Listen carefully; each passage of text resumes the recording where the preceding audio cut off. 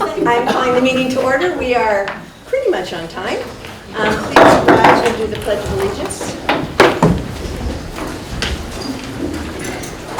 I pledge allegiance to the flag of the United States of America and to the republic for which it stands, one nation, under God, indivisible, with liberty and justice for all.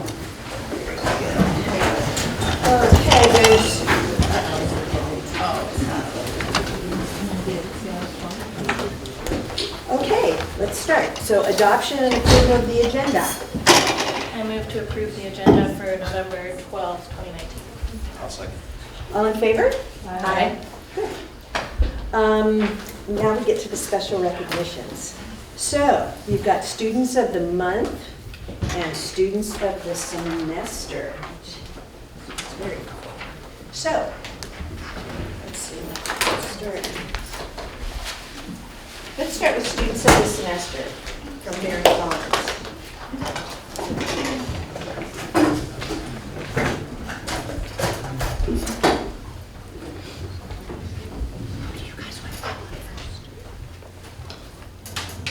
You have two students?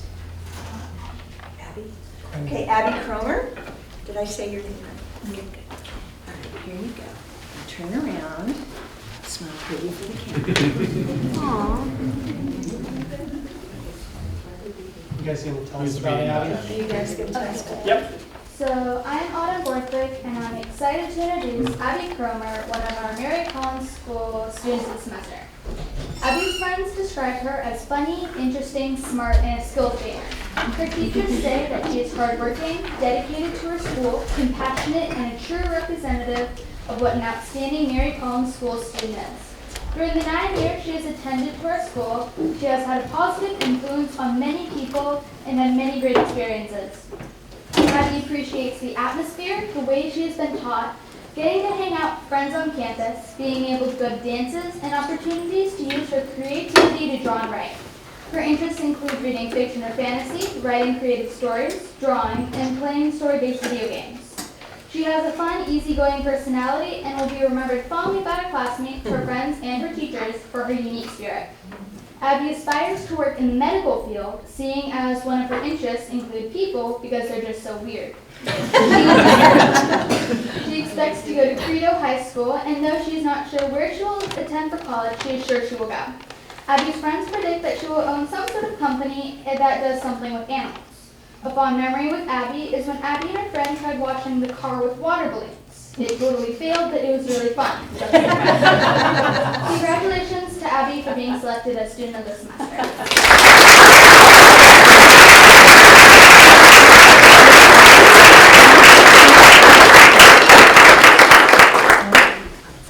Congratulations. I'm sorry. I'm just congratulations to her. And put them over here so they can present. I always like to we like to recognize the family, so if you could stand up.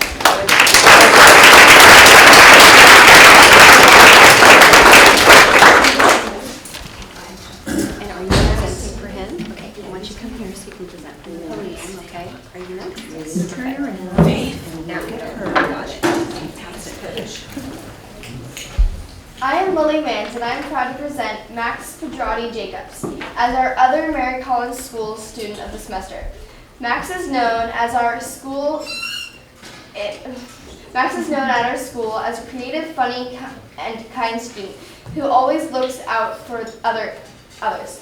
Some of the things Max has enjoyed during his 9 years at our school are beach days, salad bars, or Taste of the Garden, 6th grade camp, band, and history class, and getting to grow up with his friends at school.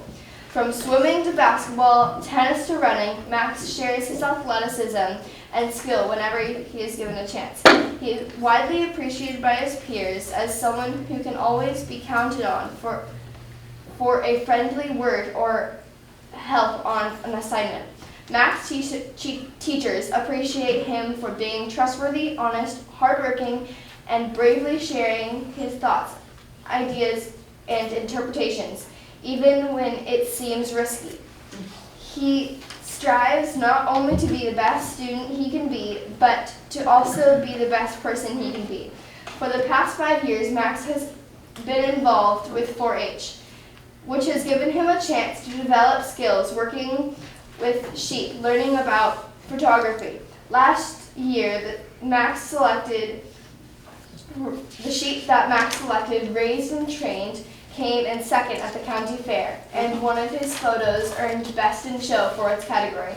Always thirsty for a chance to grow from a variety of experiences, Max has thrived with these new opportunities, as well as the satisfaction of doing community service projects through 4-H. Next year, Max plans to go to Petaluma High School and then to Santa Rosa Junior College. Before finishing up at a 4-year college, though he has not yet determined exactly what his life and career path may be, he intends to have it include working with animals and traveling. Many lives at Mary Collins School have enriched by Max's devotion and to help everyone around him to have the best experience, that example that they can. He leads through gentle encouragement and providing a strong example of effort, care, and success what really look like. We know that going forward, his reach will extend even further and bringing out the best of those who are lucky enough to spend time with him. Congratulations.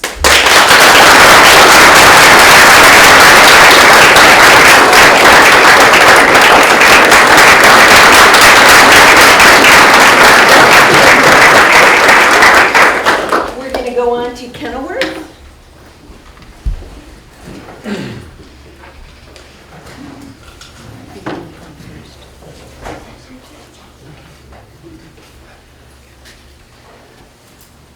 Say your name for me.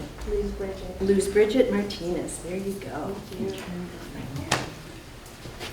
The teachers of Kenilworth have chosen Bridget for Student of the Month because of her academic ability and her genuine caring attitude. Bridget's teachers had wonderful comments about her. Miss Street, Bridget's math teacher, says Bridget is a hard worker and contributes positively to group and class discussions. She is a caring individual who works well with her peers. She has been a pleasure to have in class. Her English teacher, Miss Chavez, goes on to say, Bridget is an absolute pleasure as a student. She's always willing to share excerpts of her writing or insights about her class novel they're reading. Often when I ask for volunteers to share and no one raises their hand, I can count on Bridget to volunteer. She's polite and kind to everyone and is always smiling. She's liked by her peers and respected for her academic ability, but also for her friendship.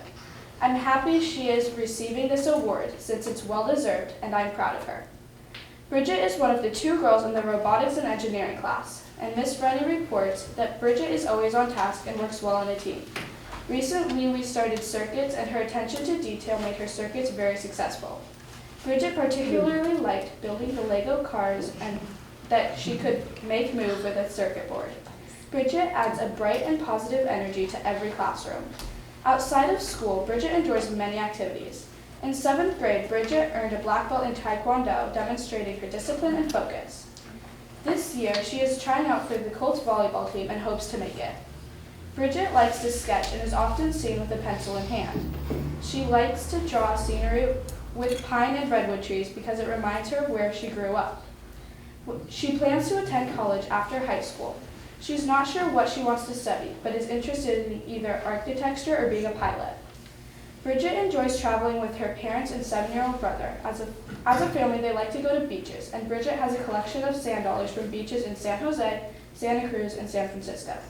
Congratulations, Bridget, for your academic success and your joyful spirit.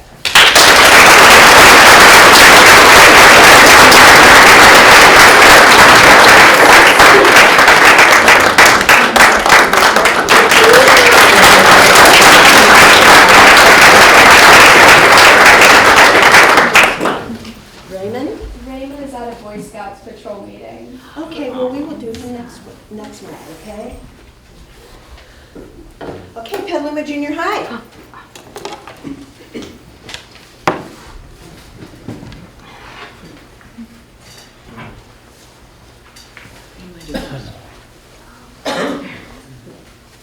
Esther?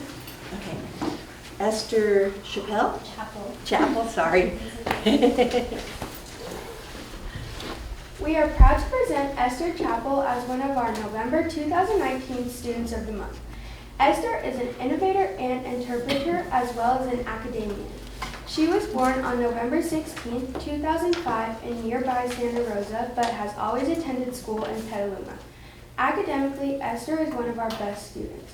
She works hard to maintain her grades and earn all A's during 7th grade. Esther would like to continue that trend, and so far this year, she is succeeding. She excels in higher level classes and particularly enjoys math and English.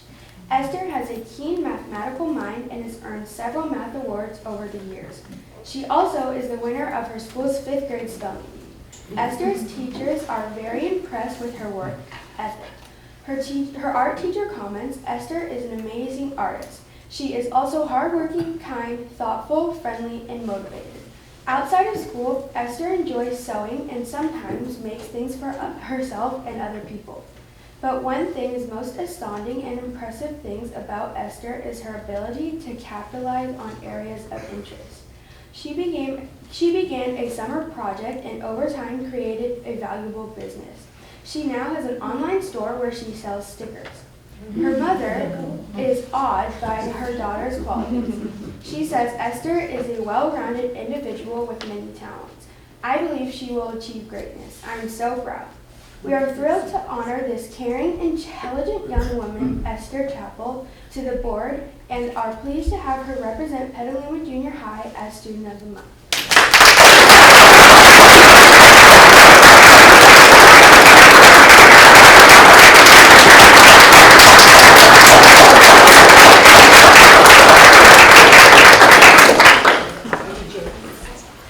Jaden Gregorio, did I say that right?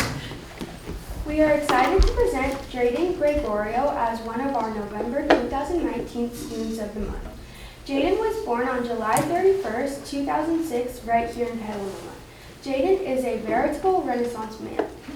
Not only is he an excellent student, Jaden has already learned how to maintain balance in his life between academics, friends, sports, art, and community service.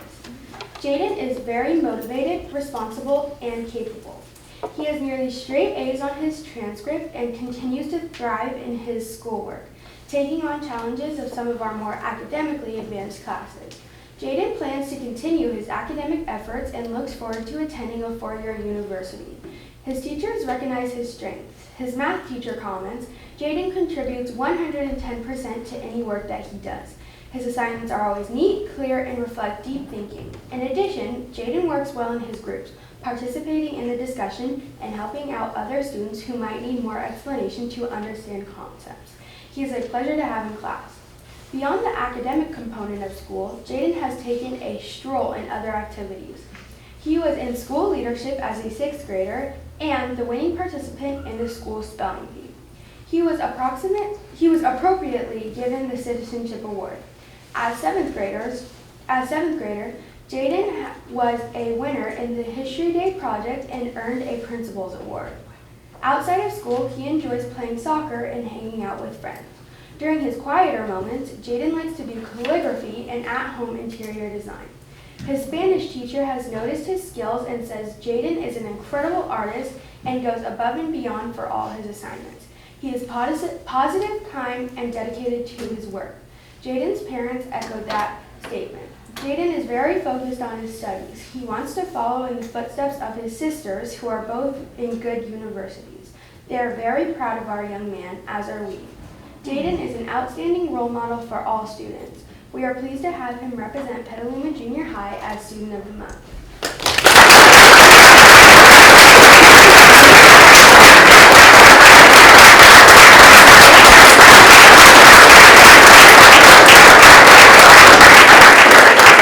Okay, moving on to Casa Grande.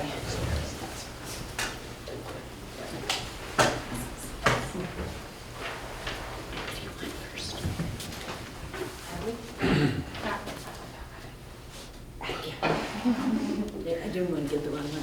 Abigail Western. Just turn around. Abigail prides herself on her ability to focus on her studies while also maintaining an active presence in her community through being a long-standing member of Liberty 4-H Club, as well as co-president of Casa Grande's Key Club. These commitments allow her to serve her community while also gaining valuable skills. She also enjoys a number of extracurricular activities, such as riding and competing her horses in the sport of 3-day eventing throughout the state of California. Additionally, Abigail works as a softball umpire, officiating varsity high school games around the North Bay, as well as tournaments across the state. In her free time, she enjoys connecting with nature by hiking and backpacking with friends. After graduation, she plans to embark on a gap year, working as an au pair in Spain, and then returning to a 4-year college to complete a degree in elementary education. In addition to becoming a teacher and helping to educate the future generations, she would also love to travel extensively to experience as many different cultures as possible. In addition, Abigail is a wonderful classmate and friend. Congratulations.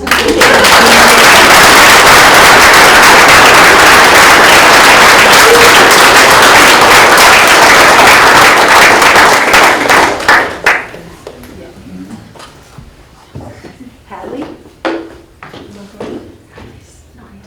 She's not in town. I guess we'll be here next time. And last, Petaluma High? Who do you want first? Johnny Guerra? Did I say that right? Yeah. I did? Okay. Johnny Guerra is a senior at Petaluma High School, where he has challenged himself by taking several AP and honors courses. One of his favorite classes was AP Psychology, as he found it was intriguing to learn about why we think the way we do and how the brain works.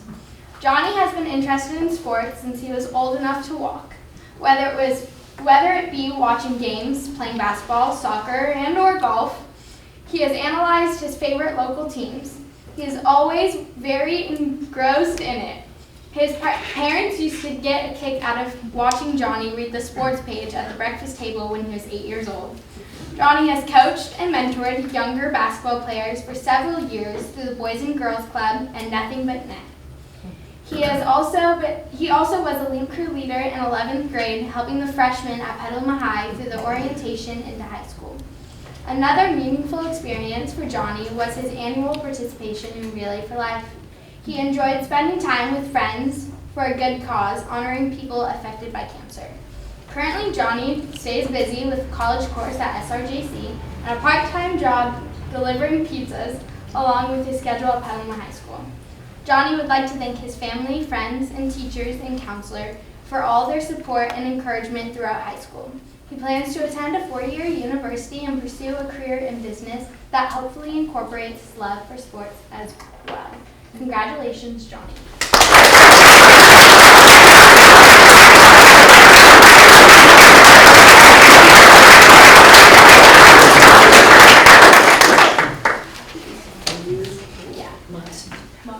Montserrat Herrera. There you go. Okay. Montserrat Herrera Martinez is a senior at Petaluma High School, where she has demonstrated outstanding academic performance and school involvement.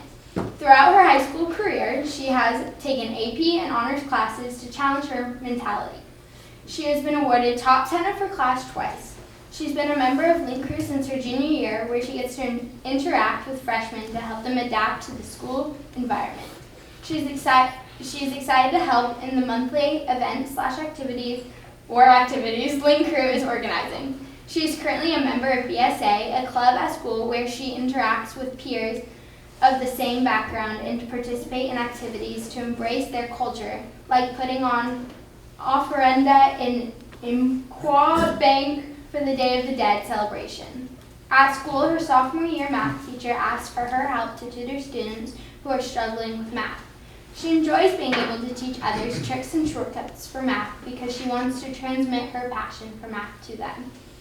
Montserrat has been a lacrosse player since freshman year when she decided to try out something new and then ended up falling in love with the sport and the friendly environment all her teammates created for her. She has worked hard to perfect her skills and keep improving. As a junior, she was awarded Best Attack Player of the Year for the varsity team. It was a proud moment for her because her hard work and dedication was reflected. Maserat enjoys volunteering at St. Vincent's de Paul Church as a leader for confirmation classes, where she gets to spend her time with friends and helping out teenagers through their religious journey. She enjoys spending time with her family and friends. In her spare time, she enjoys listening to music of all type, especially Latin music. Maserat hopes to be admitted to UC Berkeley or Cornell University to major in civil engineering and business administration to pursue her dream of starting an engineering corporation and giving back to the community. Maserat is a hard-working student thanks to her siblings, parents, and moral support through all the hardships and stress she has been in. Her family has always encouraged her to do more than she is capable of. She can't wait to see where she will end up. Congratulations, Maserat.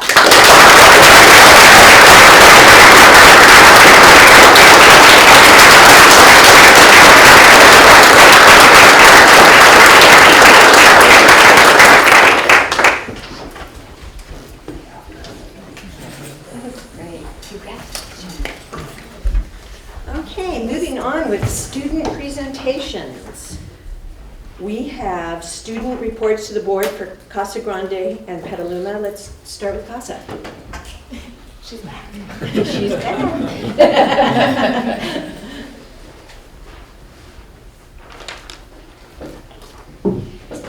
Hi everyone, I'm Holly Van Rensselaer, co-president of ASB at Casa Grande, And I'm Ava Isola, the other co-president. and we're here to tell you about some stuff that's going on at Casa Grande.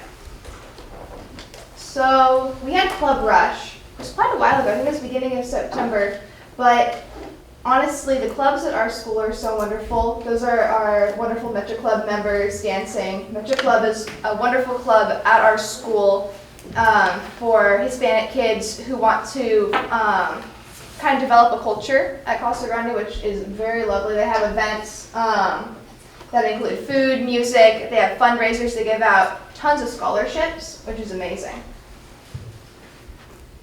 And our very own Casa student, Lucia Garay, has been chosen in the top 30 inspiring individuals in Sonoma County under 30.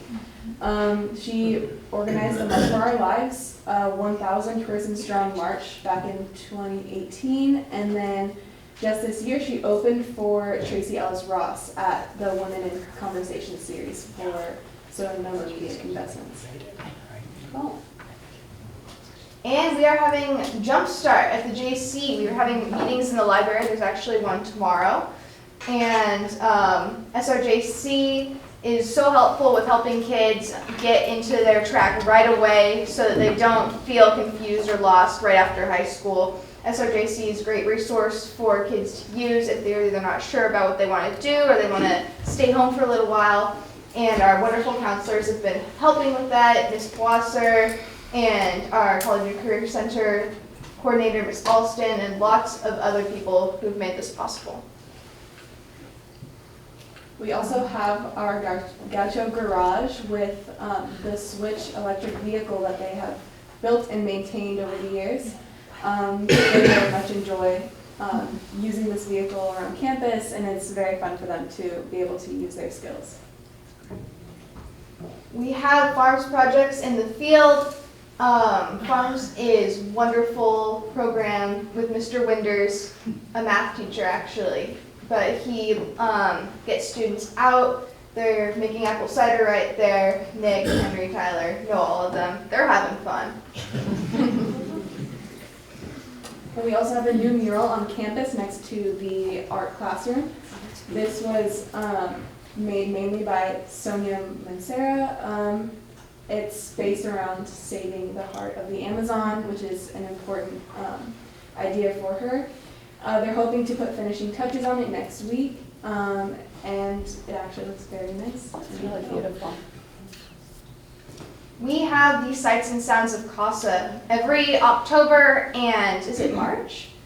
April. We have Sights and Sounds of Casa every Wednesday at lunch, because it's a bit of a longer lunch. We have different sorts of acts and art on display celebrating the sights and sounds all around Casa Grande. We have singers, we have piano players, violin players, we have the jazz band, the varsity jazz band, which I'm in, play on the last day, which is big bands, and we have student combos go up. We even have a teacher rock band, and they played "Come Together," like the Aerosmith version. And I thought that was awesome. Mr. Great shreds on the guitar. It had so good, and we really celebrate this at CASA. We started a few years ago thinking, well, this would be a fun lunchtime activity, and it's grown into something that we couldn't have even imagined.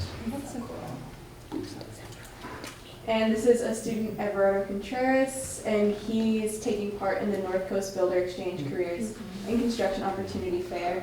And it's a way for students to find a path after high school. So those that prefer to go into a more hands-on field, they get to take part in this, and they're offered jobs right out of high school.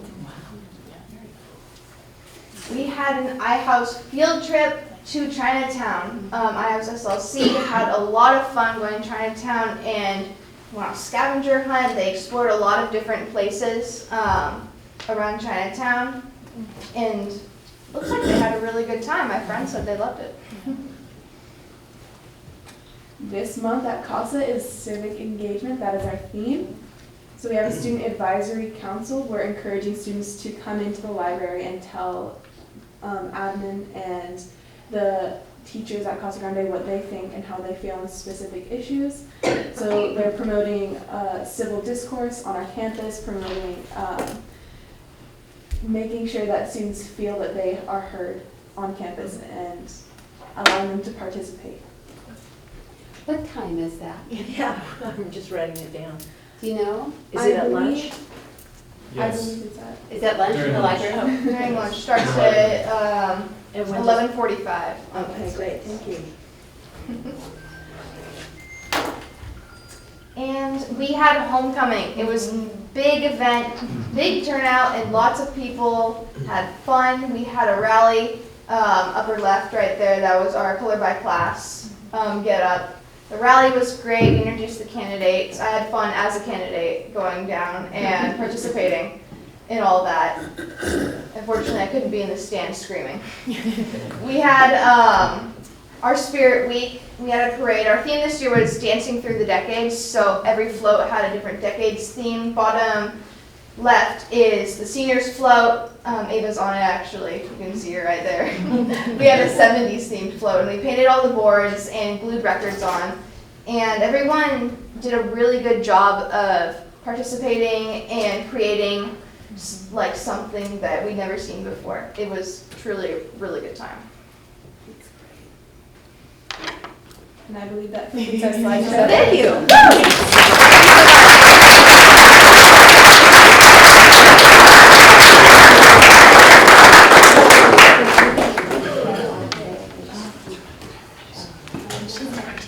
And Petaluma. Hi, I'm Sienna Berry. I'm the junior class president for Petaluma High School, and this is what's been happening. We had just our 8th grade tours, so we had the 8th graders come in, and we had representatives of our Link crew and ASB tour them around the school, and then we had night tours also for the parents. We had our homecoming dance, which was also Dancing Through the Decades, and we had our homecoming parade, where the freshmen came out with a 2nd place for the first time. We had the museum head to San Diego, so they took their annual San Diego trip, and we had our fall school. So this is our homecoming parade of each float. So the freshmen were the 20s, the seniors were the 70s, the sophomores were the 60s, I want to say, and the juniors were the 80s. Again, our theme was Dancing Through the Decades. We had one of our biggest show outs for homecoming this year, which we did not think we were going to have, so that was good for the senior class fundraiser. Fall sports wrapped up. Our football team came out with 2 wins and 8 losses. Our volleyball players keep going strong as their season continues with 19 wins and 6 losses. They're actually in San Francisco this evening playing their playoff game. Our tennis team ended their season recently with 2 wins and 11 losses. This is just the San Diego trip highlights. They go down for, I think, 4 days, and with our wonderful teacher, Mr. Dakota, who leads it. And they go and explore the museum down in San Diego and get to see the inside life of what museum management is really like. Volleyball is at their state playoffs, and basketball, wrestling, and soccer are finalizing their rosters and getting calls tonight for their competition in the upcoming seasons. So our upcoming events are state playoffs for volleyball. We have our fall theater production. JSA has their fall state. We have our class dodgeball competition this year. So that should be interesting. We're getting the teachers and staff to involve this year. And our upcoming sports is boys and girls basketball, wrestling, trying to defend their championship, and boys and girls soccer. When is the theater production? Do you have the dates offhand? Or? I do not, but I think it is in the upcoming month. Okay. Actually, it happened last week. Oh, it happened last week. Never mind. It was like a showcase. It was awesome. Yeah, you went. I did go. It was wonderful. When's dodgeball? Dodgeball is in next week, I believe. Yes. Watch out. All right. Thank you. Thank you.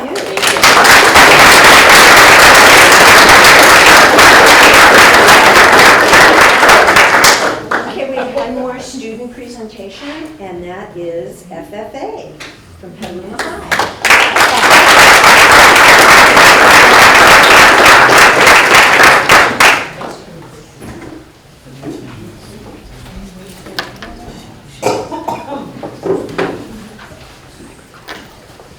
Good evening to the members of the board and district administration and guests. My name is Jake Dunn. I, along with Kimberly Arntz, are the FFA advisors and agriculture teachers at Petaluma High School.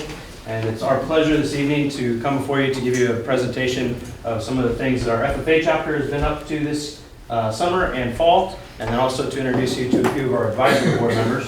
And so we'd like to start with our advisory board members, and so I'd like to introduce our advisory chairperson, Ms. Sherry Devine. Sherry has been an advisory board member for several years. She has a long history with the Petaluma FFA, and hopefully she doesn't kick me, but she is a former Petaluma FFA sweetheart from the days prior to when girls were allowed to be members of the FFA. And she is a proud mother of a FFA alumni that I got to go to school with. And she's been serving our chapter, and as a former teacher and a former administrator, her insight into the workings of how school happens and works on a daily basis with some of our other advisory members has always been a great help to us. And so I'd like to turn over the podium to Sherry for a few remarks from her and our board.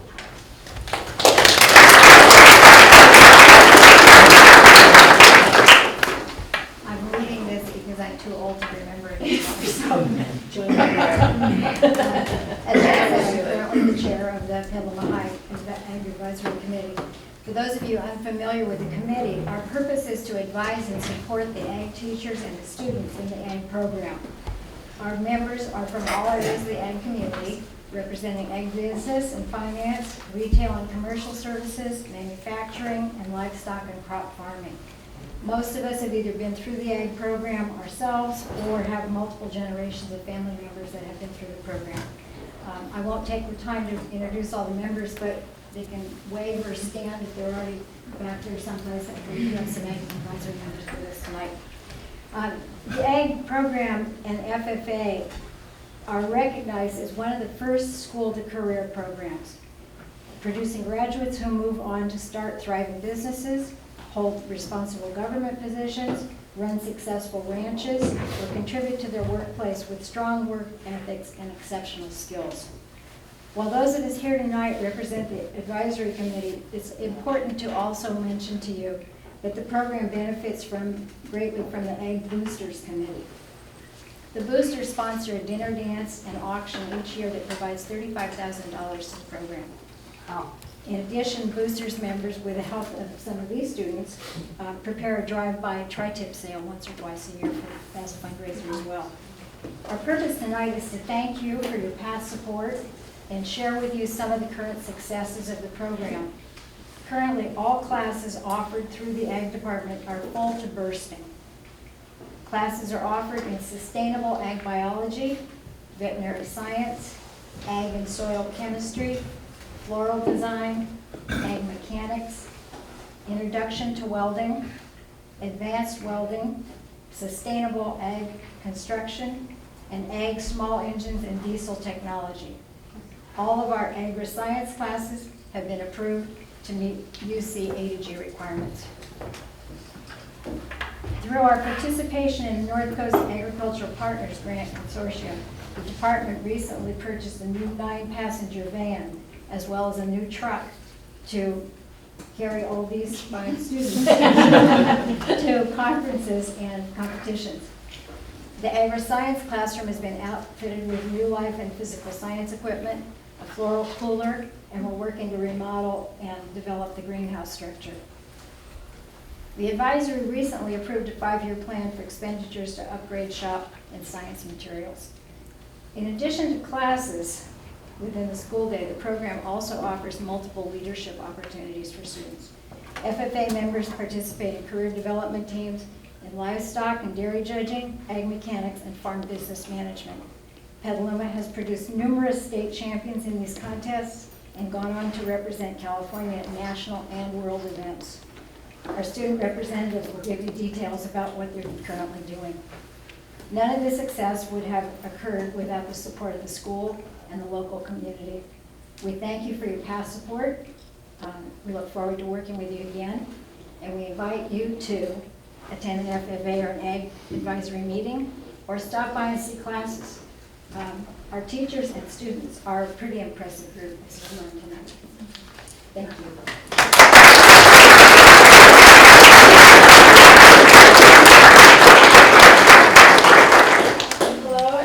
My name is Audrey Arns. I am a senior in high school and am currently serving as the 2019-2020 chapter president. My Sustainable Agricultural Experience project includes my work experience at Sonoma Marine Veterinary Service, where I have worked since my late sophomore year. Hi, my name is Samantha Giammanini. I am the chapter vice president, and I'm a junior in high school. My SAE is Dairy Cattle Entrepreneurship, where I raise and breed dairy cattle, and Agriculture Education, where I teach kids about dairy cattle knowledge. Hello everyone, my name is Logan Pony, and I'm currently a junior at Petaluma High School. I'm this year's chapter secretary, and my SAEP includes dairy and beef cattle production. Hello members of the board, my name is Benjamin Forney. I am a senior at Petaluma High School and the treasurer of the Petaluma FFA chapter. My FFA experience involves raising poultry for laying production to sell to the community. Hi, I'm Olivia Poncha. I'm a senior at Petaluma High School and is serving as this year's chapter reporter. My SAE is in the market swine category. Hello, my name is Andy Ghirardelli. I'm I'm a senior at Petaluma High School. I'm serving as this year's 2019 to 2020 chapter sentinel. My SAE project is at work experience where I work for NorCal Pump Works, which I've worked since January 1st of last year.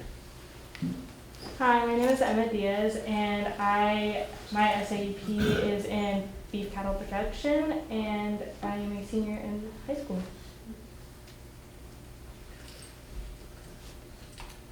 So one of the first events as FFA members who participate at the fair is our Sonoma Marin Fair.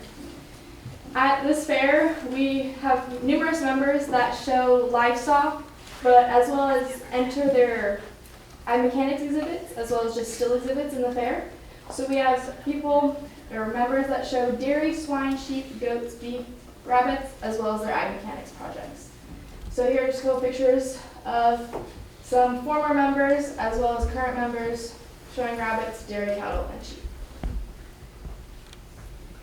Our last main county fair of the summer is Sonoma County Fair at the Santa Rosa Fairgrounds. And this is where all of our projects throughout the year, including like all of our market projects, this is where the auctions are, and this is where we sell to end out our project and make our profit. So this year we had our actually champion pen of 3 steers, which is shown in this picture with all of the Petaluma FFA beef members. And we had over 100 members exhibit either livestock, ag mechanics, or still exhibits this year. Our first real event that we had this year, it was a Franks with Friends. It was a lunchtime event for the incoming freshmen FFA members, and really just any freshman who was thinking about joining an FFA. We played some games like Connect Four, big old Connect Four, cornhole. We ate some hot dogs. About 40 lively freshmen who were who were ready to, dig their heels into the FFA and get ready for FFA. Ag Days is an event that's held every year at the Sonoma Marin Fairgrounds, and this year about 20 of our members helped out. So members can bring animals to show the public, which are young elementary school kids, their parents, and teachers that come to see all of the fun exhibits. We also serve as herd leaders, where we bring all the students around to the different exhibits and teach them about our organization as well as agriculture as a whole.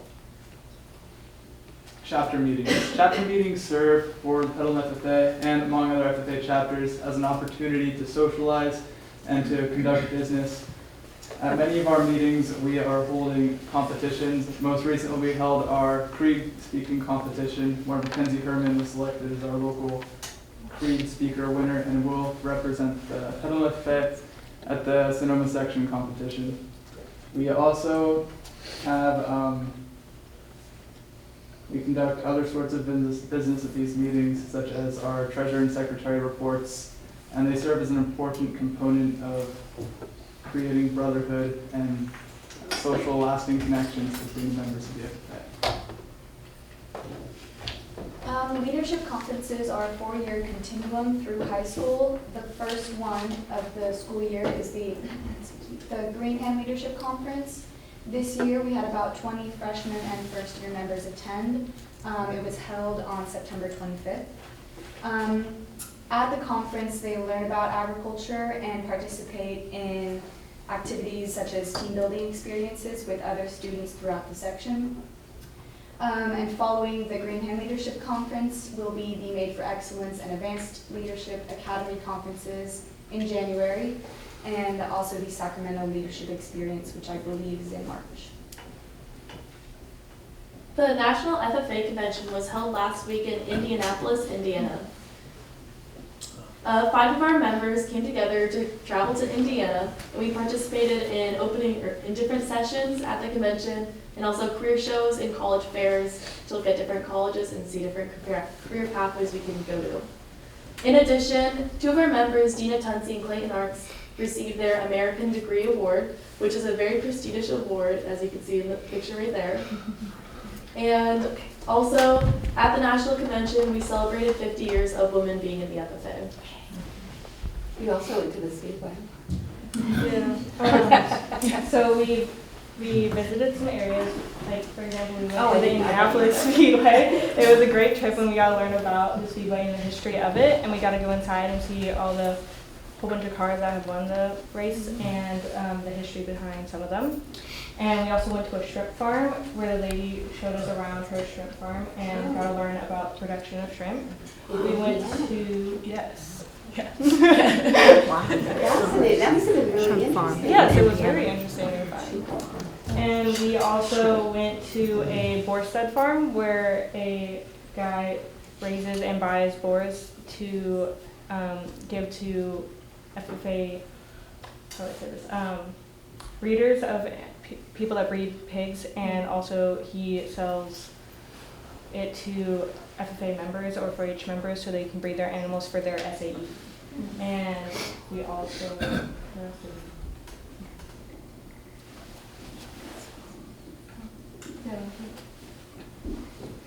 Thank you. Thank you.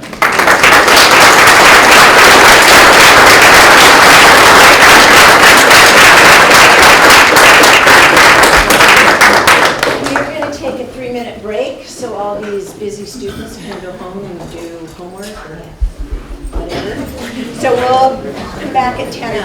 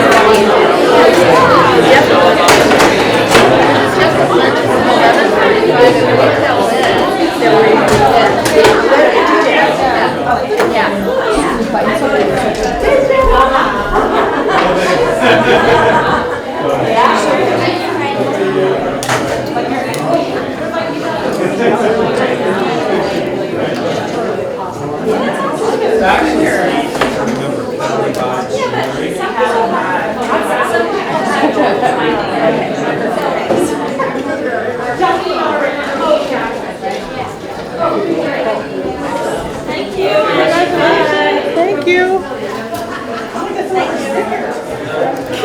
Jasmine's like really into stickers. Your sticker? You know, like So did you get her website? No, I'm gonna email her and then she's gonna send me a link to her Etsy. That's so cool. I'm like, girl, let me get some.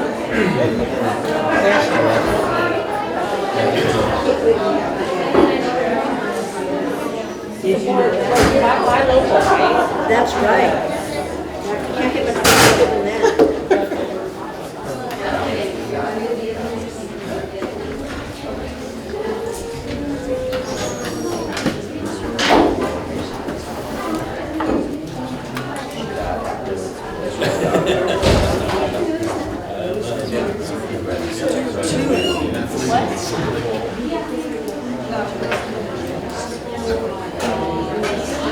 I would. I do. Yeah. Oh no, I'm saying that's what I would do. Oh, really? Yeah. Yeah, but we don't have a second. That's true. Because they have their own kids and things. Okay, so as soon as Mom gets back. Nice. So sure that she's gonna get up. Yeah. Maybe she's in the bathroom. She's over there. No, she's right there. Oh, where is she? Just like. She can leave the room this time. Well, I did say 10 up, so I'll give her another minute. I'll call her back.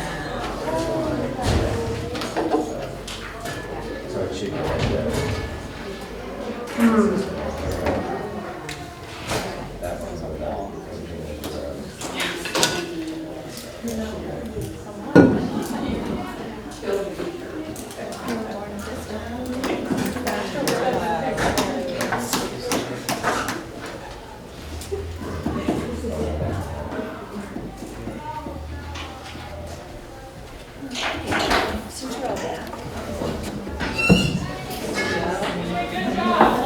Okay.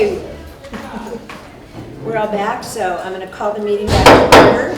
And we're going to get a report about the CASP results. Yes. Yes, we are. I wish the student presenters could do this for us. Yeah. So much enthusiasm. Well, so I want to introduce my director, Jason Sutter, who's going to be co-presenting with me tonight. This is an annual report that we do. This is the... See, there's the enthusiasm. There we go. So each year, the California Assessment of Student Performance Progress comes out. The scores come out early in August, and parents and families can receive individual student score reports.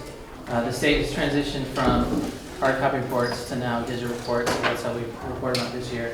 But the state doesn't tabulate the results and share them by school, by county, and by state until later in the fall. And then following that will be the dashboard updates coming just a few weeks in December. So one thing I like to do is report out each year how we're doing as a district, by school, by subgroup, in these areas. So the overall assessment platform is called CASP, that's what this is. The actual exam we're looking at are the results from the Smarter Balance exam. And there are others, there's a whole group of them. But just to review, if you are familiar with them, students are assessed in grades 3 through 8 and then in 11. So there are gaps where students aren't tested in 9th, 10th, 12th, and then before 3rd grade. They're tested on a variety of thinking domains, and right now the assessments are in English and math. The California Science Test was piloted last year and will be part of our testing going forward. And there's also some other tests. Is the science test based on the new generation science standards? Yeah, so it's the federal government used to require us to test 10th graders every year no matter what in life science. And then the state worked with the feds to come up with an alternative. So we don't have to give this a sophomore year anymore, but this meets the federal requirement. But yeah, we test all of our students on NGSS, life science. And then there's also a Spanish exam. Not everyone takes a Spanish exam, but there's a Spanish language exam, not a test in Spanish, about Spanish. And then how these scores are reported out, there's 4 performance levels, so hopefully you're familiar with these. The goal obviously is meeting the standard or exceeding the standard. This gets reported out differently in different formats. Sometimes on some of the results, when you get down into the domains and the subcategories, it only shows 3 performance areas. It groups nearly met and met together. So, when it breaks it out in these 4 levels, you can see clearly who's met, exceeded, who hasn't. That other reporting just kind of groups in the middle, so they're near, that's what it calls it. It's called near the standard. For each of the ELA and math exams, it breaks them down into these claims. So we actually get results per student in these areas as well. So teachers, school staff, administrators can break down their result from just not an overall score, but actually do they have strengths or weaknesses in any particular specific areas. And this also gives us information. Is there any way to follow a group of students, like a cohort through, so we can see if they're improving, who seems to be following behind? Is there a way to do that? Yep. Oh, good. We'll get there. That was an easy answer. We'll get there. Actually, that's a great question. I don't know if I shared this before, but last year when we put out a press release about our results and we tried to highlight some of the strengths and highlight some of the areas of focus, I did get one parent that crunched the numbers himself, sent me an email and said, "How can you paint such a rosy picture?" And he gave some examples. And so what we were looking at was the cohort. So what he was looking at in particular was there was a group of students at Petaluma Junior. The prior 8th graders had a higher level, meeting or exceeding the standard, and then this new crop of 8th graders was lower than the prior group. But if you look at the 7th graders as a cohort, they were improving upon their life. So just as a class, they were a little bit below the prior group, but they were growing and improving. So it's not spin, but you do have to look at those details and get down into the minutia to really see where the growth is. So this is just how you access these results. The state has revamped the CAS website. It looks like this now. Each of these assessments are part of the overall CAS system now. So again, there's the science, alternative science. There's alternative tests that students with disabilities can take, and then there's that Spanish reading language arts test as well. And then we obviously can bring those into our systems in Aries. We report our scores. And then with Illuminate, we're able to do some things that Jason might talk about that we couldn't otherwise do by just looking on the CAS website. Okay, so we're going to start kind of at the 10,000 foot view. Just looking at our scores in ELA and math compared to Sonoma County and to the state, you can see that in English language arts, we're doing very well comparatively. And we also are doing comparatively better in math, although there's also, for us, there's a big difference between, you can notice immediately there's a big difference between English language arts and math. So, bright side, we are doing better, but we also can see some growth opportunities there. If we break it down a little bit more specifically, I'm not sure how much information you already have as a board, so I'll just give you the quick primer, but when students take the test, they can score in one of 4 performance bands. So, and Cliff just mentioned those. Not meeting the standard, nearly meeting the standard is 2, 3 is meeting the standard, and then 4 exceeding the standard. And so we can see right off the bat which of our students in our district are in each of those 4 performance bands. And another thing that we can do is as students move from level 2 into level 3, there's a score where they move into that level 3. That's really the line that separates the students that met standard from the ones that didn't. So we can look at that we have 2,228 students that met standard or exceeded it, and 1,497 that didn't, or 16% and 40%. The other number that you may want to consider is this. They talk a lot about this idea of distance from level 3. So if we think of that number, every grade level, the number is different. It's a scale score when students go from 2 into 3. At this number, you're now at level 3. So one measure that we look at is we can look at how far students or groups of students, their average score is from 3. So we can see in English Language Arts, our average distance from 3 is in the positive. We're averaging above 3 at plus 16. So is that using the mean or the median? I don't know, do you know the answer to that one? I don't know that, but that's something you can find out. Average. Don't say that. Different. Don't admit that. So, Yeah. So if you're tracking the cohorts, can you tell which ones move? I mean, what the percentages of movement from 2 to 3 over time? Like, are they improving? yes. So let's actually look at some cohort data right here.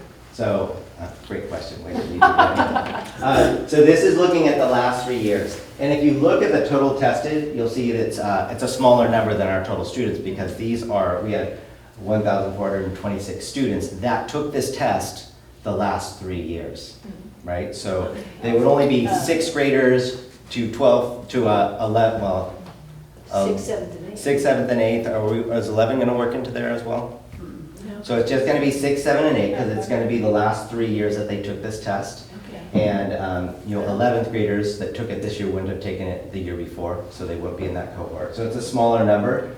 But what we can see is that in English Language Arts, if you look at 16, 17, where we had 53% of our students proficient, we're up to 59% proficient.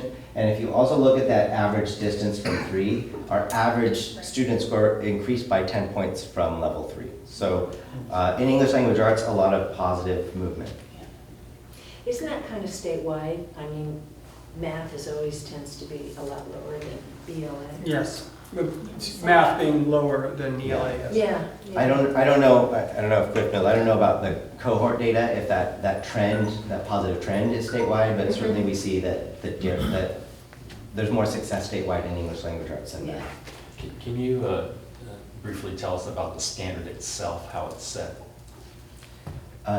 The standard, I mean the below standard and meeting standard and above, is this, I don't think this is a norm test. It's based upon some kind of curricular, this is a state decision. They're calculating it on a scaled score, and so like we were looking today at the scaled score. Every grade level, the scaled score is different, and so it's increasing. So there's a different target at each grade level, which if you're asking like where that line of 3 is. Yeah, where does the state draw the line? That's what I'm asking. Yeah, so it's set for each grade level. Right. I don't know how they calculated that.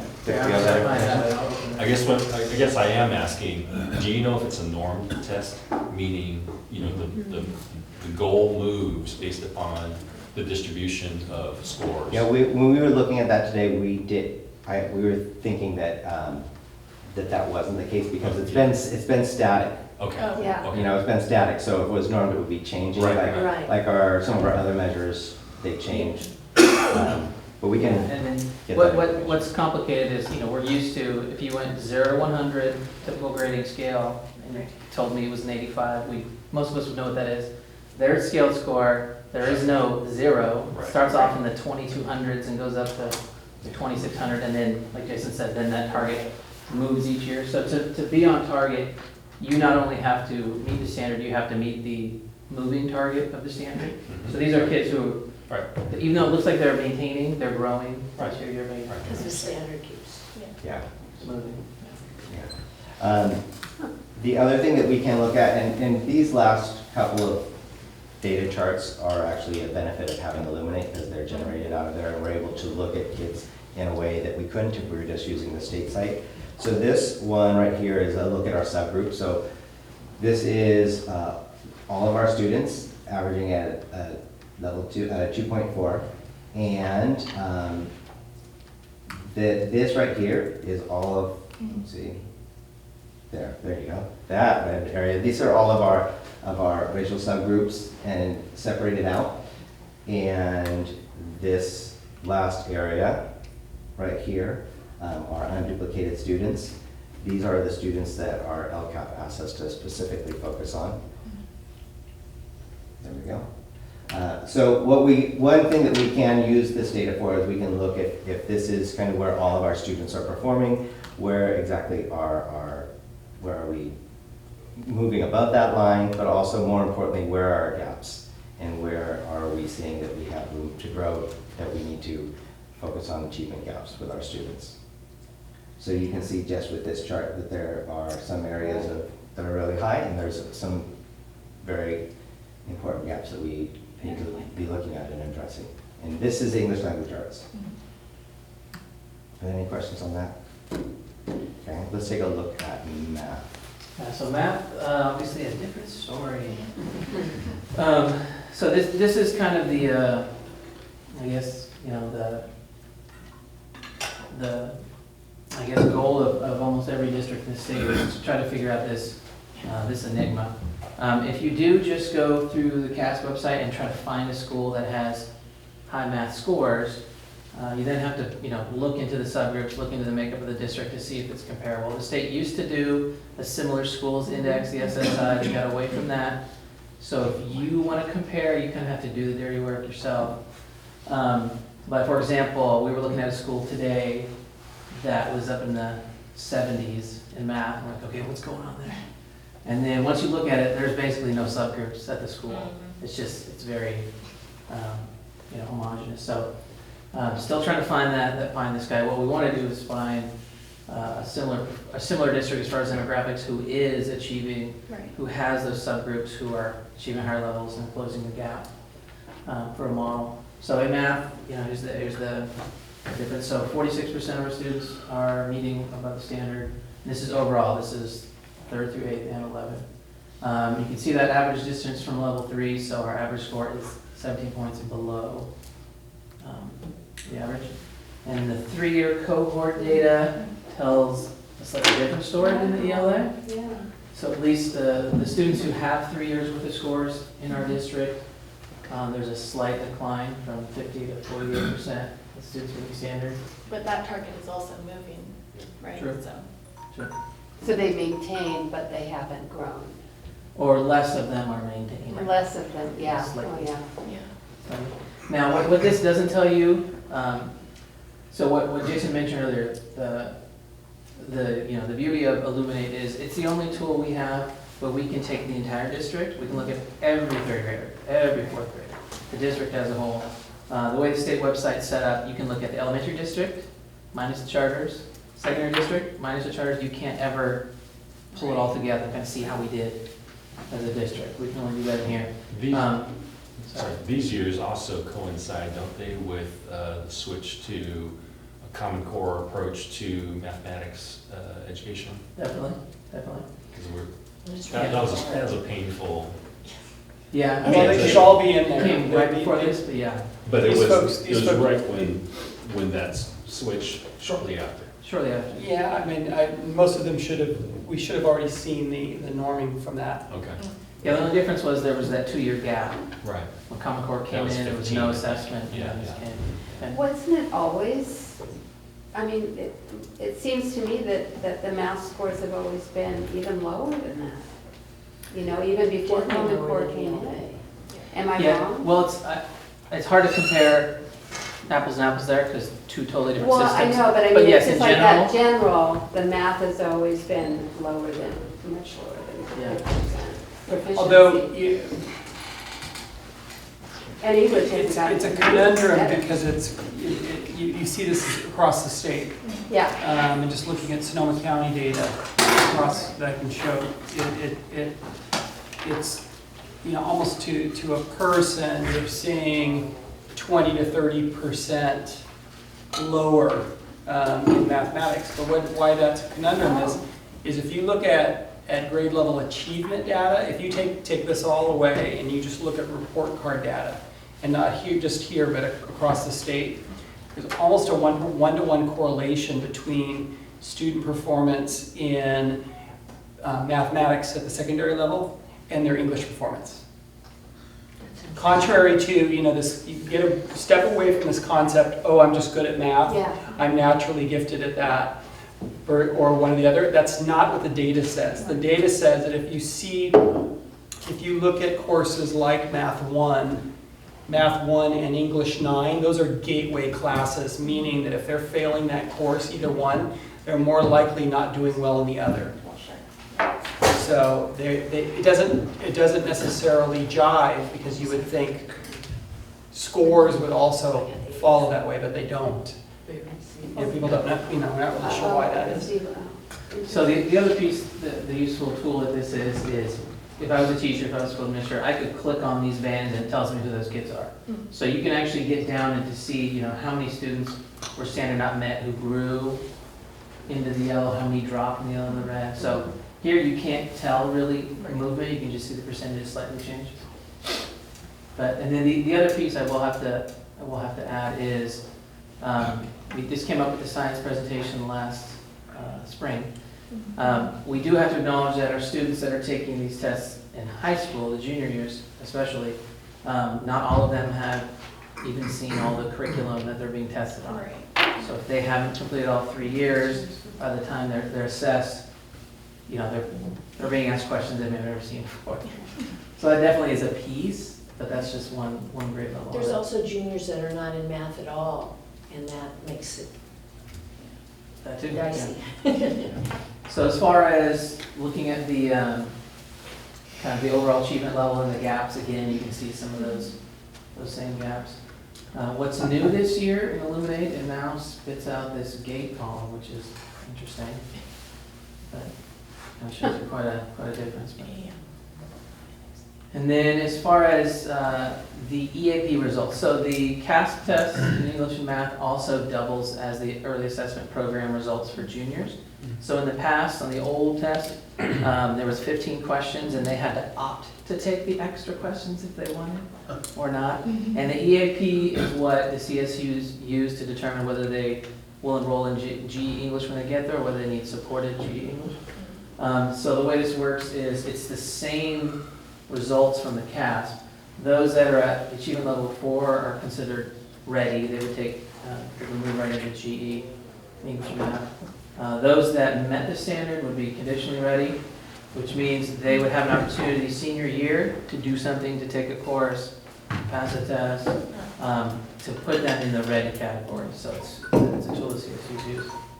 So again, junior year, you look at these numbers totally flip. 60 to 32, 38, 62. Oh my goodness, wow. That's a big red.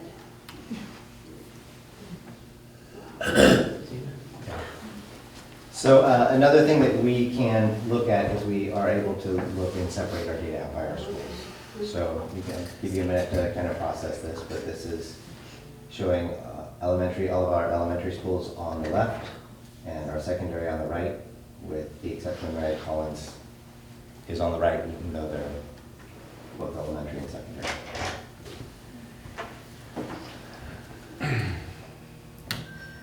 Another thing that we can look at is we can look at, I mentioned earlier that we can look at this data by grade. So this is our ELA by grade, and one thing kind of consistent with what we were saying earlier, you can look at how when we start at 3rd grade, you can see a type of progression as we're going through the grades. It looks from this data that our students are building upon the year before, and that we're consistently Until they get forward. to 8th grade.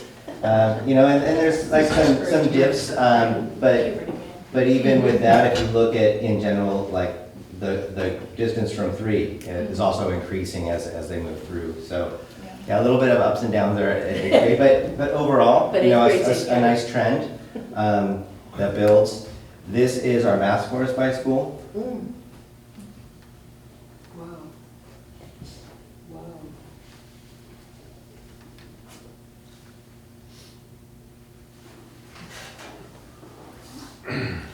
And these are math scores by grade, and everything I was just mentioning about English language arts is kind of the opposite here. We can see that it's the earlier years are where we're stronger, and looks like we're tailing off, and our distance from 3, we're starting at -6 and 0-ish, and ends up at -53. Pretty, not the kind of trend that we want to see, but that kind of tells a tale for us through the grades. So do you ever, is it capable of distinguishing by gender? Yes. You can do it any way you want. Huh? Yeah, so, we were debating how much is too much, how much is just enough. There's many different ways we could present this. The reason why we wanted to show the grade level in the school was kind of to address that parent concern I got last year. When you just do the district overall, you're missing the nuances and the trends and the spots where there's growth, or the spots where there's decline. This gives you a little bit better of an idea, but this is just stagnant. What you don't see here is, how does this compare to the year prior? Is this maintaining, is this growing, did we dip in a certain grade? So you kind of have to look at all these things together. The cohort tells a story, these kind of snapshots tell a story. When the dashboard comes out in December, our result on the dashboard, this is a piece, this is the status, but then also what's added in is the change, did we maintain or not? And what is kind of different in this new system is we do get recognized and get credit for maintaining, which feels a little weird, because it feels like we should be, you're looking to improve and grow, yet in this new system, they don't penalize you for maintaining. In the old system, you would.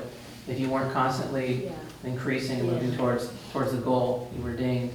In this new system, you're not. But obviously maintaining a level is better than declining, but we've basically, for the last 3 years, we've been maintaining as a district overall, with ups and downs in different areas. We're kind of getting what we're getting right now. So as far as just how to read the tea leaves on this and what do we kind of pick from it, notable achievements, again, I just mentioned that, we're maintaining the percentage of students meeting or exceeding ELA standard overall as a district. Jason mentioned that continued cohort growth, and that was a true cohort. If you just look at the grade progressions, not really a cohort, but that tends to be, that pattern follows year over year. In general, that was that trend. Our students are building upon the successes of the prior year in English, and we continue to outpace the county and the state. Yet no we have room for growth. And then the other piece I would add is, if you looked at an ELA at the junior year, that's the highest level of students achieving the standard or exceeding it. So that's great. It's culminating kind of their last time. Focus area. So I think the glaring obvious thing in the results is achievement gap persists, especially for English learners, long-term students with disabilities. While our math results are higher comparatively, still a need for improvement there. So next steps. So when Jason and I were looking at this, this being now my 4th year here, really trying to own this data, and own this information, and take it personally, and and going, okay, so what do we do with this? With this information? That's right. And the kind of the big need that I see just in my work, through a variety of curriculum committees and everything, is kind of reestablishing our collaborative culture. So reestablishing our professional learning communities. We have the structure, we have the format. I do think there's some work we can do there to kind of refocus on learning for all. So we've tried through different initiatives over the year, opening access over the years, things like that.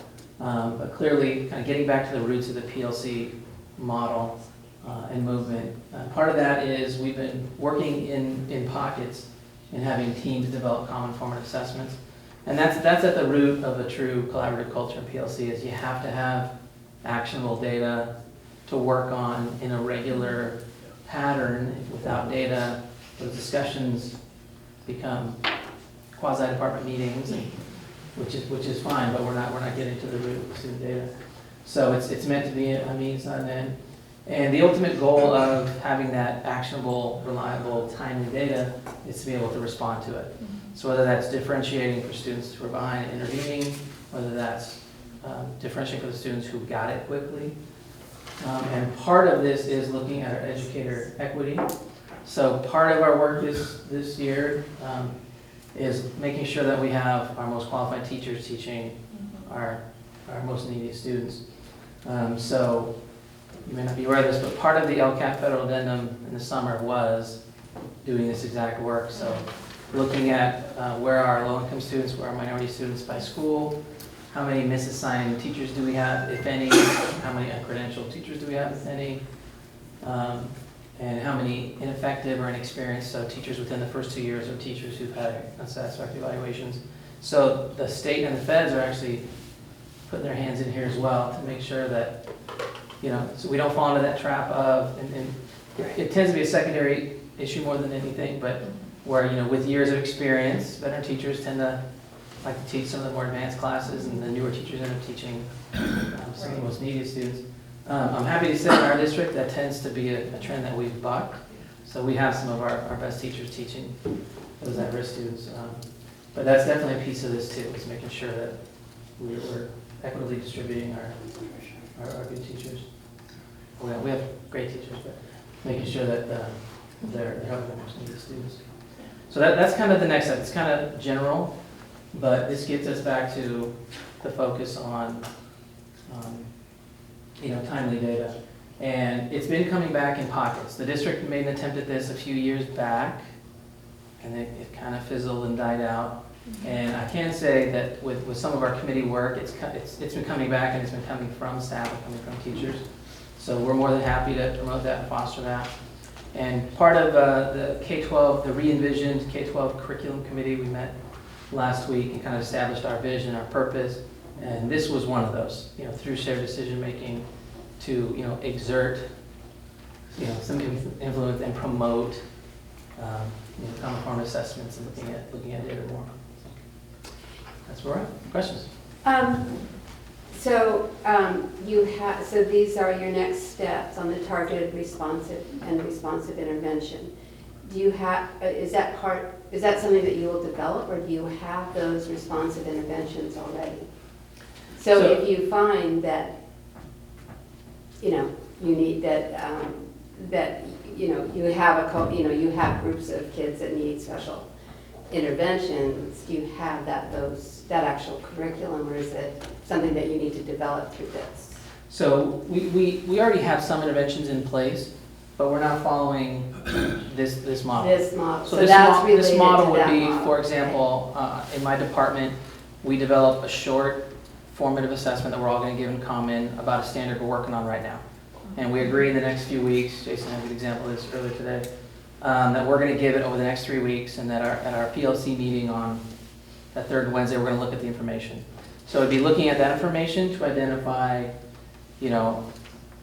is there a particular class, teacher, where these students are doing well with this standard? What are you doing? So it's sharing best practices. Yeah.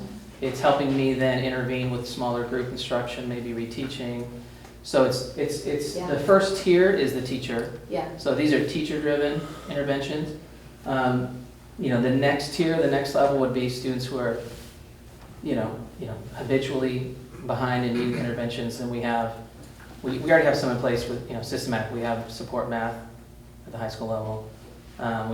We added freckle math support this year, which is an online support for students at home. So we kind of have some of these interventions in the structure. We haven't, been very systematic in step 1, step 2. Clearly there's interventions going on. Teachers are doing some of this on their own. Through checking for understanding in a lesson, I'm sure you could speak to this as well. You're finding out where everyone is, and you're doing some of that on the fly. But this is making it a little more systematic Right. with those California assessments. Good, thank you. So I want to answer your question about how much detail, and I would encourage you to go to more detail next time. I'm happy to go as deep as you want to go on this. And really to the level where we can get to identifying district level systemic kinds of interventions like you're talking here. I can easily see how a teacher uses this to assess individual students. I can even see how a site administrator might use this to think about distribution across teachers. For us here, we're thinking about district level resources and distribution across the district, and what these kinds of gaps mean for us on a systemic level. And on that note, I want to make a second point. So I did do a little bit of my own number crunching on this stuff when the Argus Courier printed, you know, the 25 schools that it decided to print in the paper that included 7 districts. I was really struck by the variance that we see in the achievement proficiency rates that are reflected in the slides you have there by slide. And so I decided to, I mean, at first glance, when you look at that and you're familiar with Petaluma, you can easily see socioeconomics playing into this. And I just wanted to measure to what extent our schools in this town reflect what is well established in the literature as those things. So anyway, I pulled data from DataQuest on each one of those 25 schools. I correlated them, and the relationship is beyond strong for EL, percent EL in a classroom, or sorry, in a school, and percent free and reduced priced meals. Particularly for English language arts, but even for mathematics, there's a lot more variance just because people tend to think that it's a harder subject. I don't know if I buy it, but they think that. But ELA, it is, I mean, it's the correlation was amazingly strong. So anyway, the point I raise here is, you know, we are here to think about this in a systemic level, and I really appreciate that you're talking here next steps at the curricular level. What can we change about our pedagogical practice that can help students? I want to add to that. This is why I copied Liz and Gary on this. Co-curricular things. And so, you know, when I see that percent free and reduced lunch and percent EL are highly correlated with a school's overall percent proficiency on ELA and mathematics, it tells me we have to be concerned with the whole child development beyond the curriculum and all the family supports that have to be there for that child to have a good learning environment. And you know, this is something that we know, particularly in urban districts, that you know, school districts are in the business of social services way beyond what it used to be. And I think we have to embrace that, even here at Petaluma, and think about all the thing, you know, the example, the great example I pointed out to Gary was I love that Boys and Girls Club is at McDowell, because that's an after-school support system for families that can say, we're gonna have our kid there until 5, I can work my full day, you know, be attentive at home. That's an example of that co-curricular stuff that I really want us to investigate how we as a district can do that. I love the curriculum stuff, we gotta do that, but we also have to think about the co-curricular stuff. Yeah, I think a good example of that is CASA. So CASA, I don't know if you were looking that closely, comparing high schools or not, but I wasn't going to point that out. So CASA seems to do more with, you know, a more diverse student population. So they're neck and neck, the two high schools, the two comprehensive high schools, almost every year. I think they're like 1 percentage point higher in both English and math, with a much more diverse student population. And I think for that very same reason. Right. They do have a culture there, or they do have a support system for students and families, and I value that. So, you know, that's just one little piece, and then PACS is a little bit of an outlier, but of the our ethnic subgroups at PACS, they are outperforming their peers, you know, their ethnic peers at other schools. So there's pockets where we're doing, so I think it's a multifaceted approach. It's holding students to those high expectations. McDowell has made I mean, I didn't show you trend data here, but Right. McDowell over the last 3 years has made major growth in math. Yeah. And, you know, they focused, they held students to higher standards, they did these specific after-school interventions, and they also have those other supports, but definitely there's definitely more we can do. Yeah. And it wasn't just our district, I mean, using the Argus Courier, you know, McDowell and then me walking Old Adobe, you know, they're stuck at the bottom of the high percentage of food abuse. And then on the other end, the same thing, you know, Sonoma Mountain, Meadow, and Grant, you know, having the lowest levels of free and reduced and the highest level of scores. You know, it's across our cities, across the state and the country. Yeah. So I think that's the challenge this year for our LCAP group. So we have a fresh 3-year LCAP.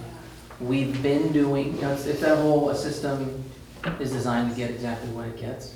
So our system so far is getting this, so how can we improve upon this? We have to rethink and retool some of the things we're doing.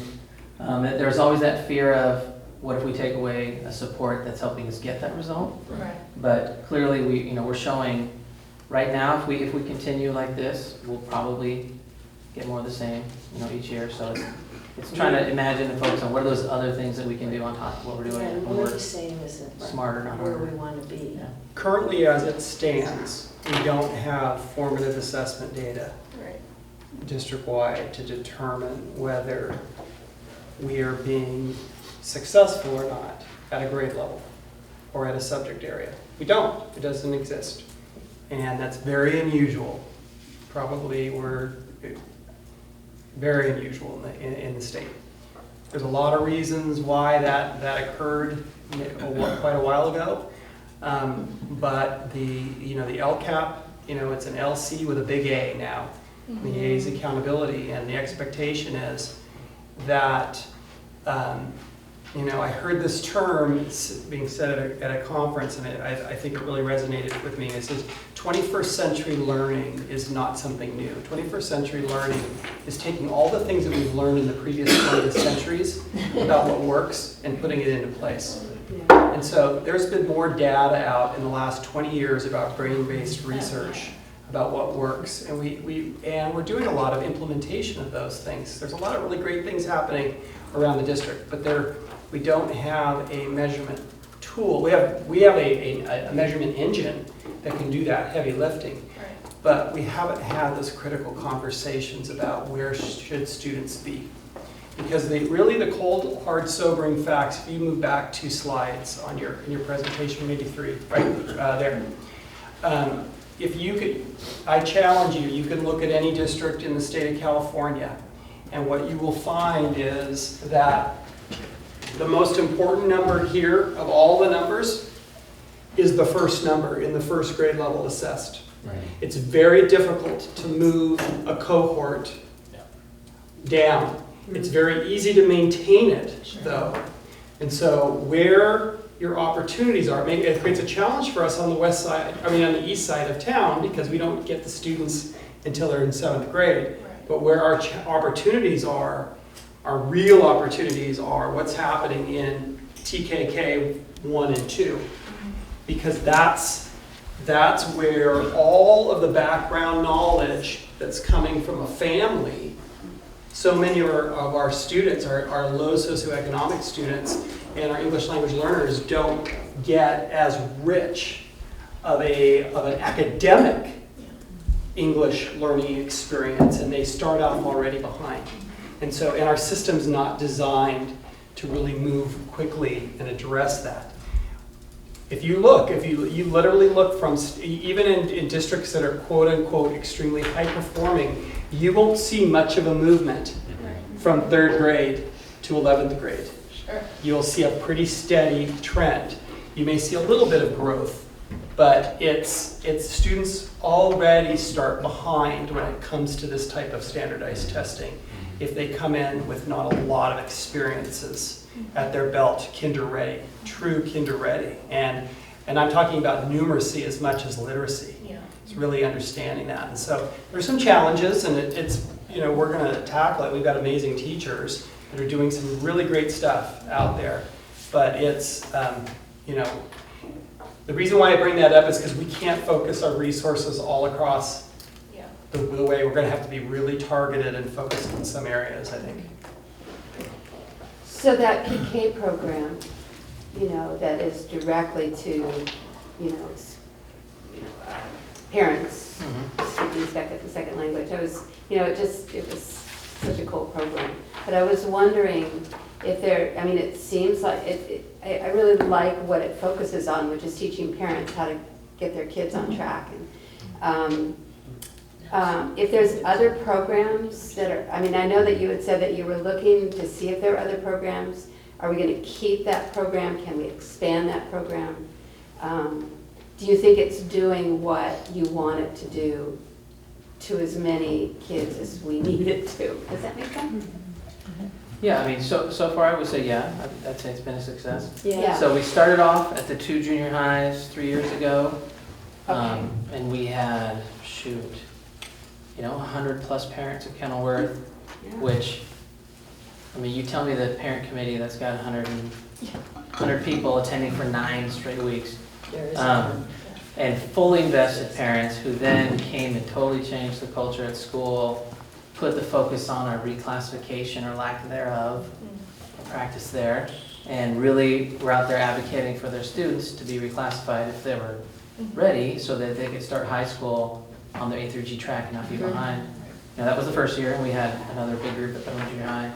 And last year, we had several elementaries, plus the high schools. Again, CASA was a huge group as well. And then this year we're doing it at Mary Collins, we're doing it at Pengrove in the winter, both those schools in the winter, and then in the spring we're doing Grant and McNeil are partnering together. So we're going to do a joint program for those two schools. You need PK at Grant? Really? That just surprises me, because those schools don't strike me as... But they have an achievement gap, though, I think, with those students. Right, it's probably Still. Yeah, but even if you've got 5, you have 5 students that need it. And so That's true, that's true. the challenge. I would just... That's why we were grouping those two schools Yeah, together. if I was picking schools, I don't think I'd pick those, but... Well, that's the thing. PK is for everyone. It's not just for Right. our subgroups. And they'll come and they'll present in whatever language the parent group that shows up needs. So last year we had presentations. We had groups in both English and Spanish based on the students that came. I can tell you, I grew up in a household of educators. My dad was a teacher and administrator, and there were still things about college and how this all works that that I wasn't familiar with. That my mom had to hop on board. I'm an educator as well. I don't know everything either, as far as helping my junior get ready and prepare for college. So it's a great resource. It helps parents know what they need to know now, and the landscape changes every year. What colleges want or what they're going to change in the next couple of years. So yeah, we're going to continue with that. And what we heard when we first did it was, this would have been great if I knew this earlier. Yeah, So that's why we went down So the I'm street. thinking about that 3rd grade, and that, So that's something we're maybe going to continue. lower, yeah. All right. Interesting. Thank you, Thank gentlemen. you. We appreciate it. God, how frustrating. Okay, moving along. Comments from the public? No yellow sheets. Okay. Report on activities.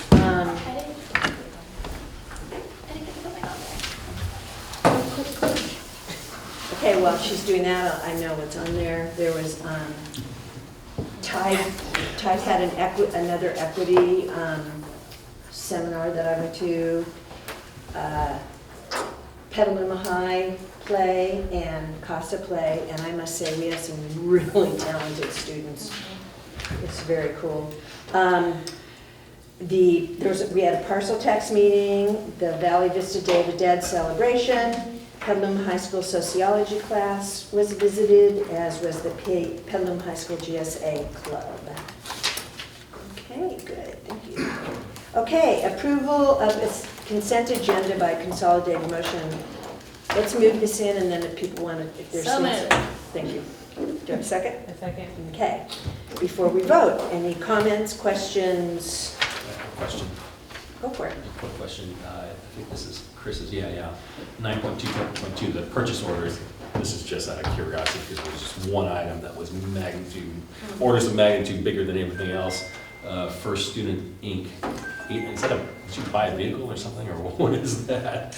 That is the cost of providing transportation for special education. So Providing transportation. So we have about, no, that's for the whole year. So remember, we do annual purchase orders when we have an annual contract. Right. We don't pay that all the time, so we're invoiced annually, monthly, according to our usage. So we contract with First Student for about 9 bus routes right now. So that's the cost of providing 9 bus routes. Wow. It's about $80,000 to $90,000 per route, and plus summer school is in there, and other types of things like therapy runs and some other stuff. But generally, that's what the cost is. Remember, we have 33 to 34 students in non-public school placements alone, and First Student provides transportation for those students as well. So, do we charge for transportation for buses if a student? That's a great question. So special education transportation, we're not legally allowed to charge. So if it's written into a student's IEP, they're obligated to provide transportation services. But for home to school transportation, and we do have about 3 bus routes that we provide. Historically, our district did charge for bus passes, which is an allowable possibility. And the district, I think, decided 5 or 6 years ago, maybe 7, to stop charging for bus passes. So that's actually one of the suggestions that the Budget Advisory Committee may be contemplating. Is it time for us to take a look at whether or not that's prudent to do that? I paid. Okay, I paid too. My daughter went from Pine Grove to Petaluma Junior High. I paid every month. Quick question. I had a parent ask me about how they get, this is kind of not really on topic, but how they get information about busing transportation. Who should I refer them to? We have a transportation department, so they can call that number. Okay. I'm happy to provide that to you tomorrow. That would be great. But we don't provide home to school transportation everywhere. We have 3 routes.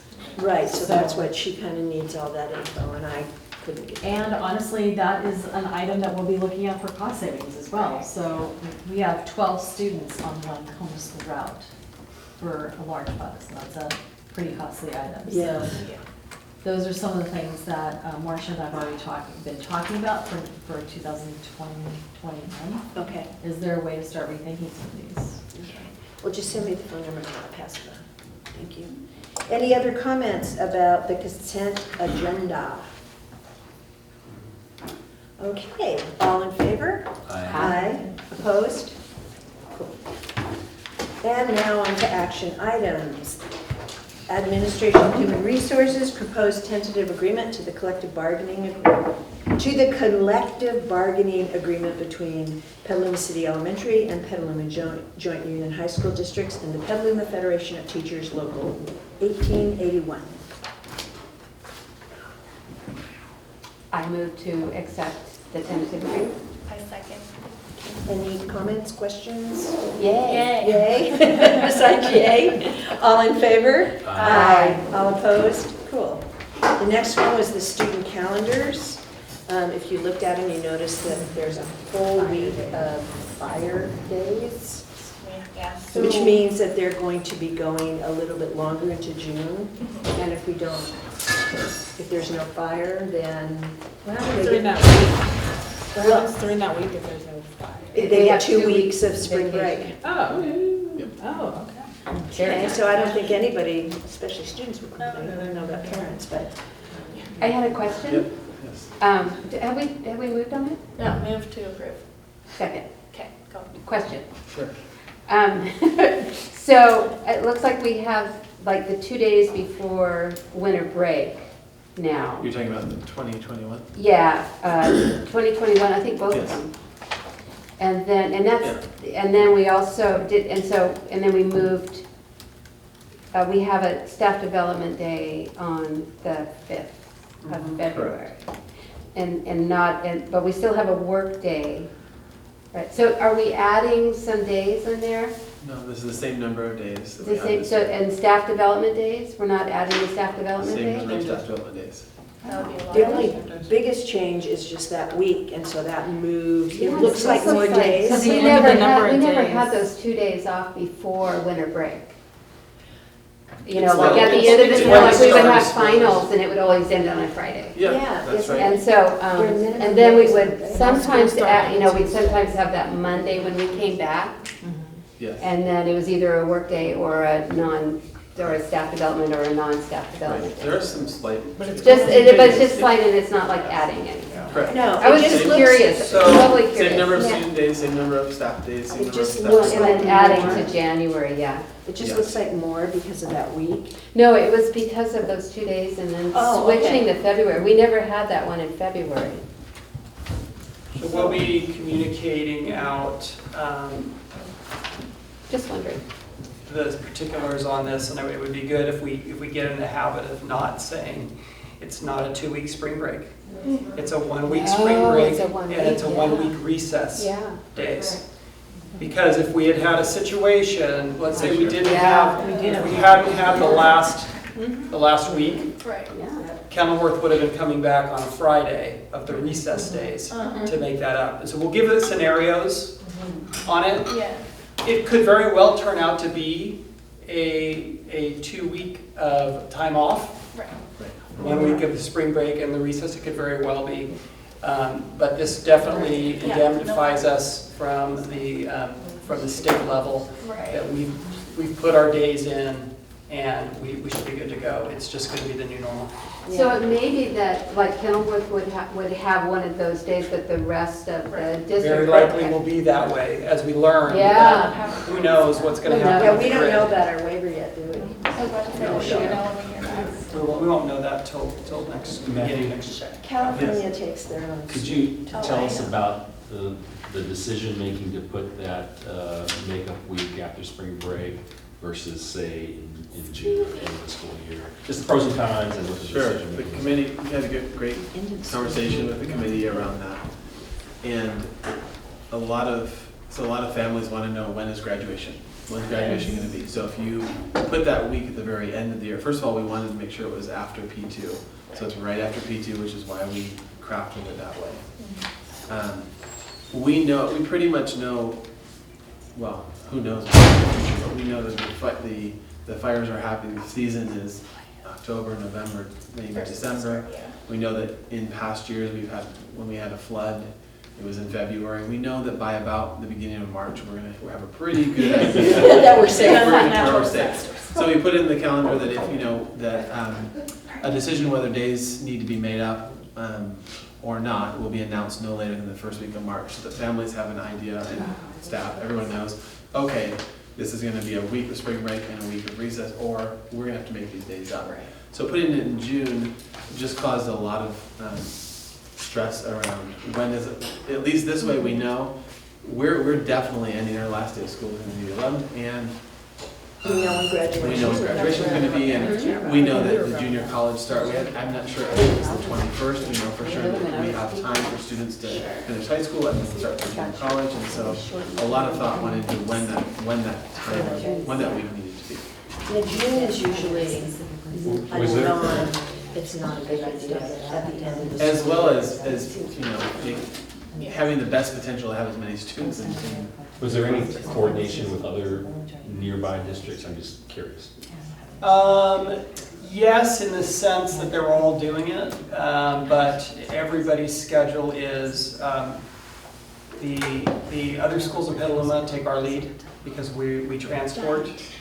So it's important that we get something out early as it relates to that. And the other 38 school districts are all looking for ways to do it. Of course, some of them are more in, what's the word I'm looking for? More likely to have closure days than us.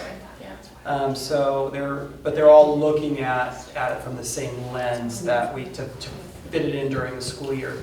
The problem again is that you have to get through the danger times before. Yeah. to be safe, because the worst thing that could happen would be you take your recess in October and you're good, and then all of a sudden you've got water issues in February, and now you're going to school to the mid and end of June, which And everyone's really has happy happened. about it, yeah. I would not be happy. So you have a motion and a second. Yes, all in favor of the calendars? say Aye. Aye. Anybody opposed? Okay, discussion information only.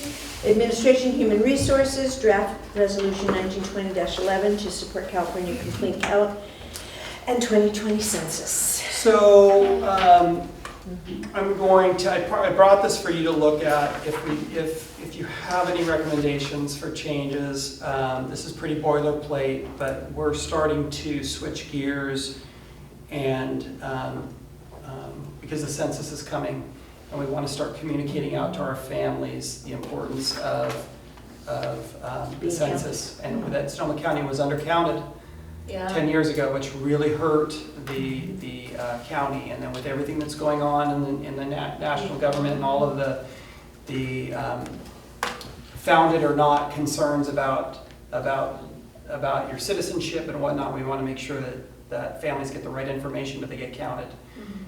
Because there's a direct relation to the federal dollars that we receive and the accuracy of those counts. The Supreme Court threw out the citizenship question, yes? It's not on there. Yeah. Yeah, but the damage was done. So Yeah. the damage is Of course it done was, just getting it out there, the message, and I'm trying to undo that. So it's a pretty clean county resolution, but wanted to bring it back to you for a second read and an action at the next board meeting. Sounds good.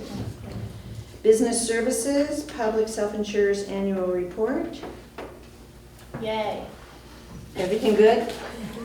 That's all the discussion With is. Ressig, it's really about Ressig. Yeah. So, because Okay. we're self-insured for workers' comp through Ressig, we're obligated to have you guys have this on a public meeting. It's really Ressig annual report. So. And they're in very financially stable position. That's nice to hear. Mostly because of us. But it's- Right. So is it from districts money? They're funded by, Yes, they're an they- insurance company, basically. They're a JPA, so they're a pool of schools, districts that get together, and charters. So they charge rates, and they pay claims, and then they have reserves. So, and they have very strong reserves because of the rates that they charged versus the claims that they made. So anyway, they have a whole process by which They also do assess. workman's comp. Well, they actually do dental, vision, medical, workers' comp, property, and liability. This is specifically around workers' comp because we're self-insured through Ressig. So, but they have a very solid fiscal position, and that's important. That's good. Good to hear. Yeah. And their staff are very nice. Yes, they Some are. of them volunteer Very nice.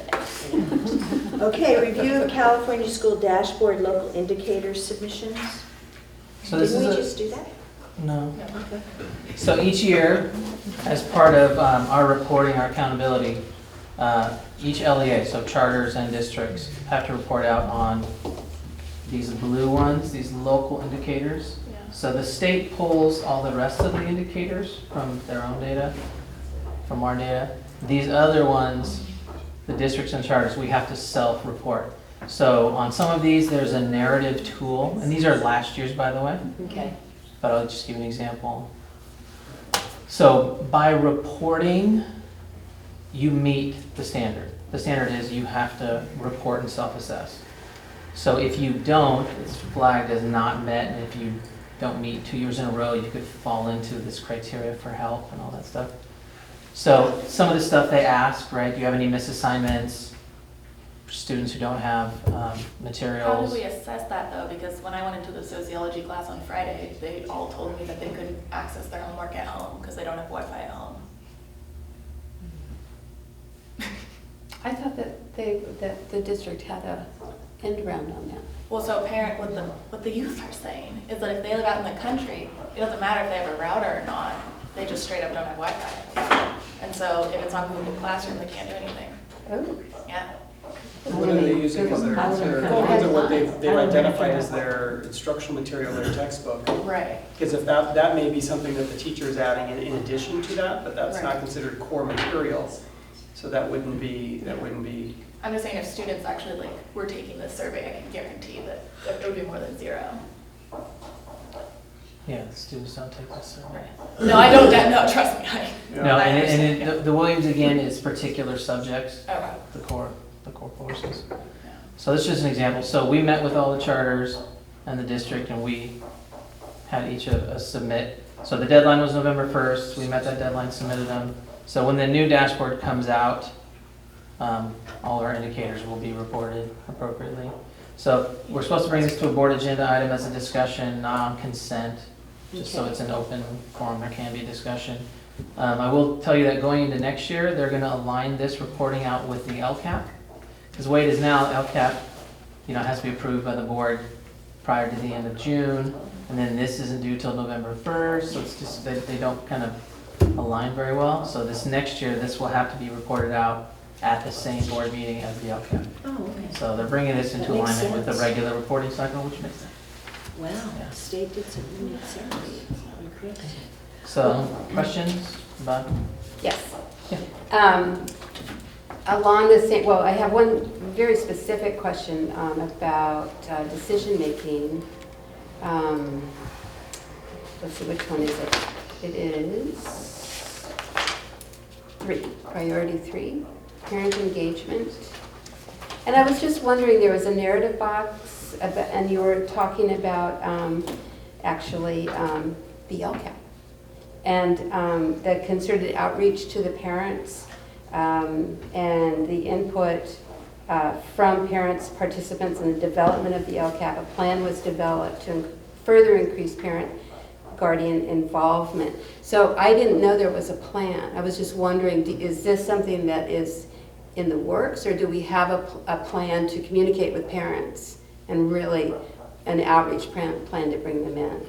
So we've had a plan, and we keep evolving and changing that plan, Okay. depending on the results. Yeah, no, I don't even know what it is. Yeah. Well, part of it was, last year, the change in the plan was adding the orientation meeting, the informational meeting. Okay. So, and then demystifying what it was. So Right. we took out the whole LCAP meeting and changed it to, I think, either all eyes on learning or focused learning discussions. And so we sent out something publicly and to staff, and we got a good group of parents to that first meeting and new committee members, and just brought them up to speed. Because what we found in the past was those that did come, if you don't come to that first meeting, you're completely lost. If you come to the second, the third, the fifth. So with the LCAP already being in place for a few years, even that first meeting, the veteran folks definitely were on a different footing than new folks. So part of the plan was, let's train, let's orient the new folks, just basics of LCFF funding, and then what the LCAP is and isn't, and then how we consult with them and how we get their input. And that's something we have to revisit every year. So that's part of the plan was on the agenda. We have the actual language, from statute about how the input is used and when it's used, what part does the district do, what part is based on stakeholder input.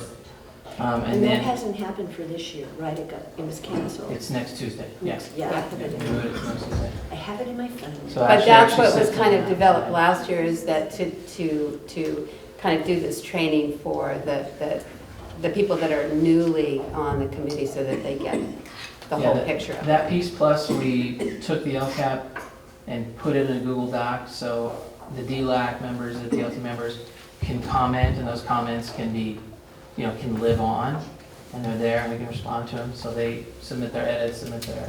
Oh, cool. So that was another piece, just to be a little more transparent. It was an easier way to kind of gather all that input.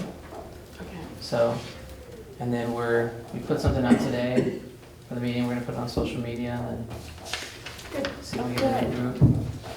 Excellent. And the only other question was, along the same lines of the other information about whatever it's called, the CCAP or something, CASP. CASP. The test. What do we do? What happens with this? I mean, what are the next steps? I mean, I noticed that there were that we need work on, several. As far as communication or what we do with No, the for results? the whole thing, for like all of these self-reflection tools. So, there's certain areas in certain schools and also just in our district where we have, Like curriculum implementation? like we need help. Like a lot of things are in 3s instead of 5s. There's several 1s. Science, because it's the new standards, I guess. is Yeah, so really most of low. that is just a result of the cycle that we're in. Right. So we fully implemented ELA, because this is our second full year of new implementation. Okay. This is our 3rd or 4th of math. So those ones you'll see are at a 4 or 5. The health education framework just came out, so that was down. Now that's back at a 1 or 2 because we had to start over. So that's more of a result of the cycle. So where we're at in the process, we're either beginning implementation, initial implementation, full implementation. And we're at the beginning, right? Because Oh, we're but at the this beginning was- of a 3-year cycle, aren't we? Well, that's the LCAP. So that's specifically But by it's major also, curricular areas, where are you at as far as implementing, where are you at as far as okay. training staff? Yeah, but there's also like in terms of meeting standards. Or implementing standards. Implementing standards. Yeah. So is that the same thing? That Yeah, that well, you're- some of that guides our committee work, what we do. Good question. I was just wondering, like where do we go from there? Does it go into the CASB? Does it go, I just didn't know what No. you do with this information. So, it'll be public in the dashboard. So it next goes couple in the weeks. dashboard, okay. Yeah. So what I pulled up was last year's, but Yeah. in 3 weeks or so, it's gonna populate maybe. Got it. Thank you. All right, first reading for Board Policy 5030, Student Wellness. I have a question. Why only 15 kids? Well, whatever the organization, okay, I don't have my vision. Do you remember which section it mentioned? Oh, I think no. you're talking about consent agenda item with Mentor Me, Yeah. 15 kids. Yes. Oh, that's a different item. Well, I thought that was part of the student wellness. No. No, this is related to the school lunch program. Okay, whoops, never mind. Erase, sorry about that. No worries. So essentially, this is just, for this evening, just a first read. We had a wellness council that got together, and we went through the policy that is currently posted for Petaluma City Schools, and we re-upped the policy, made some changes. Most of it you'll find is about nutrition and exercise, and so it really had an impact on food services, so Patty had a big hand in this as well. And what it will do is cover our wellness plan audit that we have coming this year, and then it's also to meet the requirements of the legal mandate to update the policy. How do we educate parents to not bring cupcakes for birthdays? That was in It's in there, it is in there, It is in there. It's really the school principals. It's the school principals that need to work with their parents. Okay. And I've seen this done, and when I first got to San Rafael, they were having burrito days and pizza days, and all of that was competitive school sales, and it was not in compliance with the wellness. So it's really working with your parent leader groups Okay. to say, hey, let's get together and figure out new ways to incentivize kids without using food. And also, kids are way, way, way more likely to have an eating disorder than to have diabetes or obesity. So, let's just keep that in mind, too. I don't want to be, saying that teaching little girls that they shouldn't have cupcakes, sugar being bad for your teeth versus, It's not teaching them that they shouldn't have cupcakes. Right. It's finding different ways to reward kids rather than using cupcakes. So it's not. But sometimes you want cupcakes. It's okay. There are allowances for that. I like cupcakes. I deserve a cupcake. So do you. That's a birthday cake to come. Sorry, I wrote this box. No, it's a great, and I completely agree with you. Believe me, we can have a whole conversation about it. Passionate about food service and passionate about the fact that food service is not the cause of childhood obesity, as other prior administrations indicated. Right, yes. Okay, well, I was just kind of curious about the parent piece. So this evening is mostly just questions and first reading, and then we'll bring it back again to the next meeting to see if you have anything else, or if it's good to go. So you have time to read through all the redactions and changes. Yeah, well, I did, but I just blurred it with something else. I thought it was really wonderful. Yeah, I did too. I thought that all of the changes were really good, even, like grammar. No, the changes are great. Punctuation. Did you run it by your healthcare relative, Maddie? Did you run it by Hallie? Was she approved from a healthcare? Well, I was going to ask about, but it's a board policy, so I realized that it was. But I was, I don't know whether it would be in here, but when it says student wellness and not nutrition, in terms of board policy, and all the work that we're doing with mental health and environmental health. Yes. So I was just wondering if we wanted to broaden it, or Yeah, you really can't. you really can't, right? No, So that's what I it's was a semantic thinking. thing that we're not totally Yeah. comfortable with. Yeah, But this is the federal government. yeah, This is how they're determining yeah. wellness. So can we make a board policy that does cover mental? Do we have a? Well, I should have checked. we're I'm sorry. including some of that in our plan. But, Oh, okay. It's kind of like this. The best way I can explain it from a state level, when they talk about student engagement, they are not talking about whether they're focused on learning. They're talking about whether they show up to school. And that's not engagement. So that it's a semantic thing. Yeah, okay. So But that's we have to what play by wellness that is rule. mostly nutrition, Nutrition. physical education. Yeah. You've got to fit those Yeah, little. and I'm glad you mentioned your garden. Yeah. Okay, future business. I'd like to review, Liz, this is about the policy to remove a suspension from the record in light of our new policy about interventions on the first offense of vaping and nicotine. In light of that, a new approach, I think we should review both the policy on removing a suspension and also look at specific cases of students who were suspended under the old policy on a first offense on nicotine. Okay, yeah, Thanks. okay. If they're still here. Yeah. So we can go over we could go over and open it as a discussion item and scenarios. Right. But We not wouldn't names. talk. We can't talk We'll about just students. talk about. Right. Yeah. Okay, but that's what I'm. Yeah. That's what you're looking for. Okay. Yeah. So we can go give we can maybe give a couple different scenarios, common scenarios. And some numbers, Okay. maybe over the past 2 years. But if there are cases we need to act on, we can do it in closed session. Yeah. If there are. Later on, if you have Yeah. specific ones, we'd have to take that Yes, close. it has to be Yes. close. Yeah. Okay. And in a future meeting, can we get a report out on staff and teacher breakdowns? And I think we talked about like the ethnicity of teachers leaving and seeing if teachers of color are leaving more than white teachers. Yeah. Yeah. So you want a breakdown of all staff, of all staff and All staff, who's leaving? who's come in the last, year or two maybe, and who's left in the last year or two?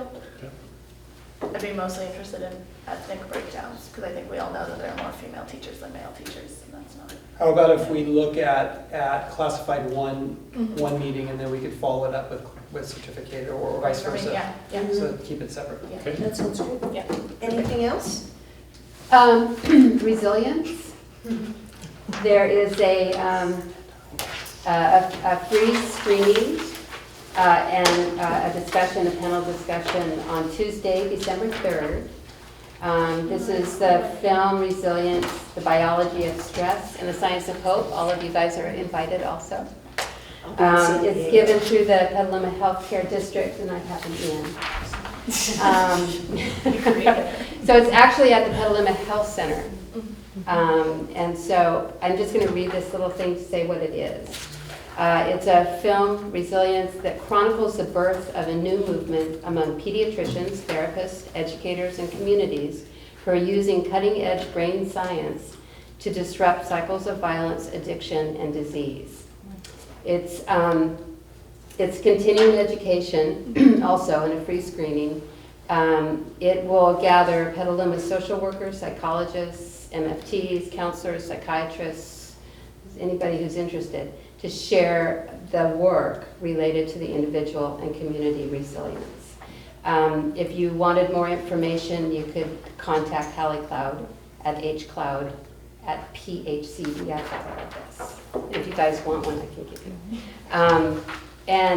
She said that the panel discussion would be kind of like amongst the mental health care workers about, like how this, can be, evident in our community or used in our community. I think it'd be fascinating. So. It is the day before our convention. And I'll be there already. Oh, you'll all already be there? Yeah, because I'm doing the board president. Is that the day? Oh, is that the Tuesday? It's not the Wednesday. It's on Wednesday, but she's flying in Tuesday night. Oh, that's right, because it's so It starts at like 7:30, so okay. I'll tell my therapist. And I will email your daughter and see if I can get my own screen. Well, there are several There's gonna be a screenings. couple, There's going to be several Yeah, screenings. so I'll just email her. Yeah, just so. email her. Give us a copy, please. Yeah. Luke sent out, you sent out an email about it as well. Yes. Yeah, with the contact Yeah. information. Yes, existed. Okay. We are not going to adjourn to closed session, but we are going to talk about student number 52. Such a small number. A case has been presented to the board that the student did commit an expellable act as defined by the California Ed Code. Prior disciplinary actions have been attempted and were not successful, and or due to the nature of the act, the presence of the pupil causes a continuing danger, to the physical safety of the pupil and others. The recommended motion is for the board to support the site disciplines team's recommendation for expulsion in accordance to board policy and to facilitate enrollment in a county-operated court and community school.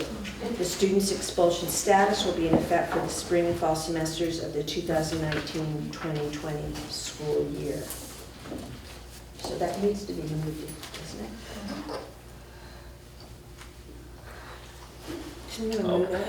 Oh, we got to move on it? I'll move to support the recommendation. I said it.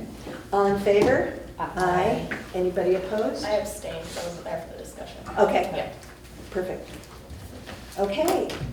We are adjourned.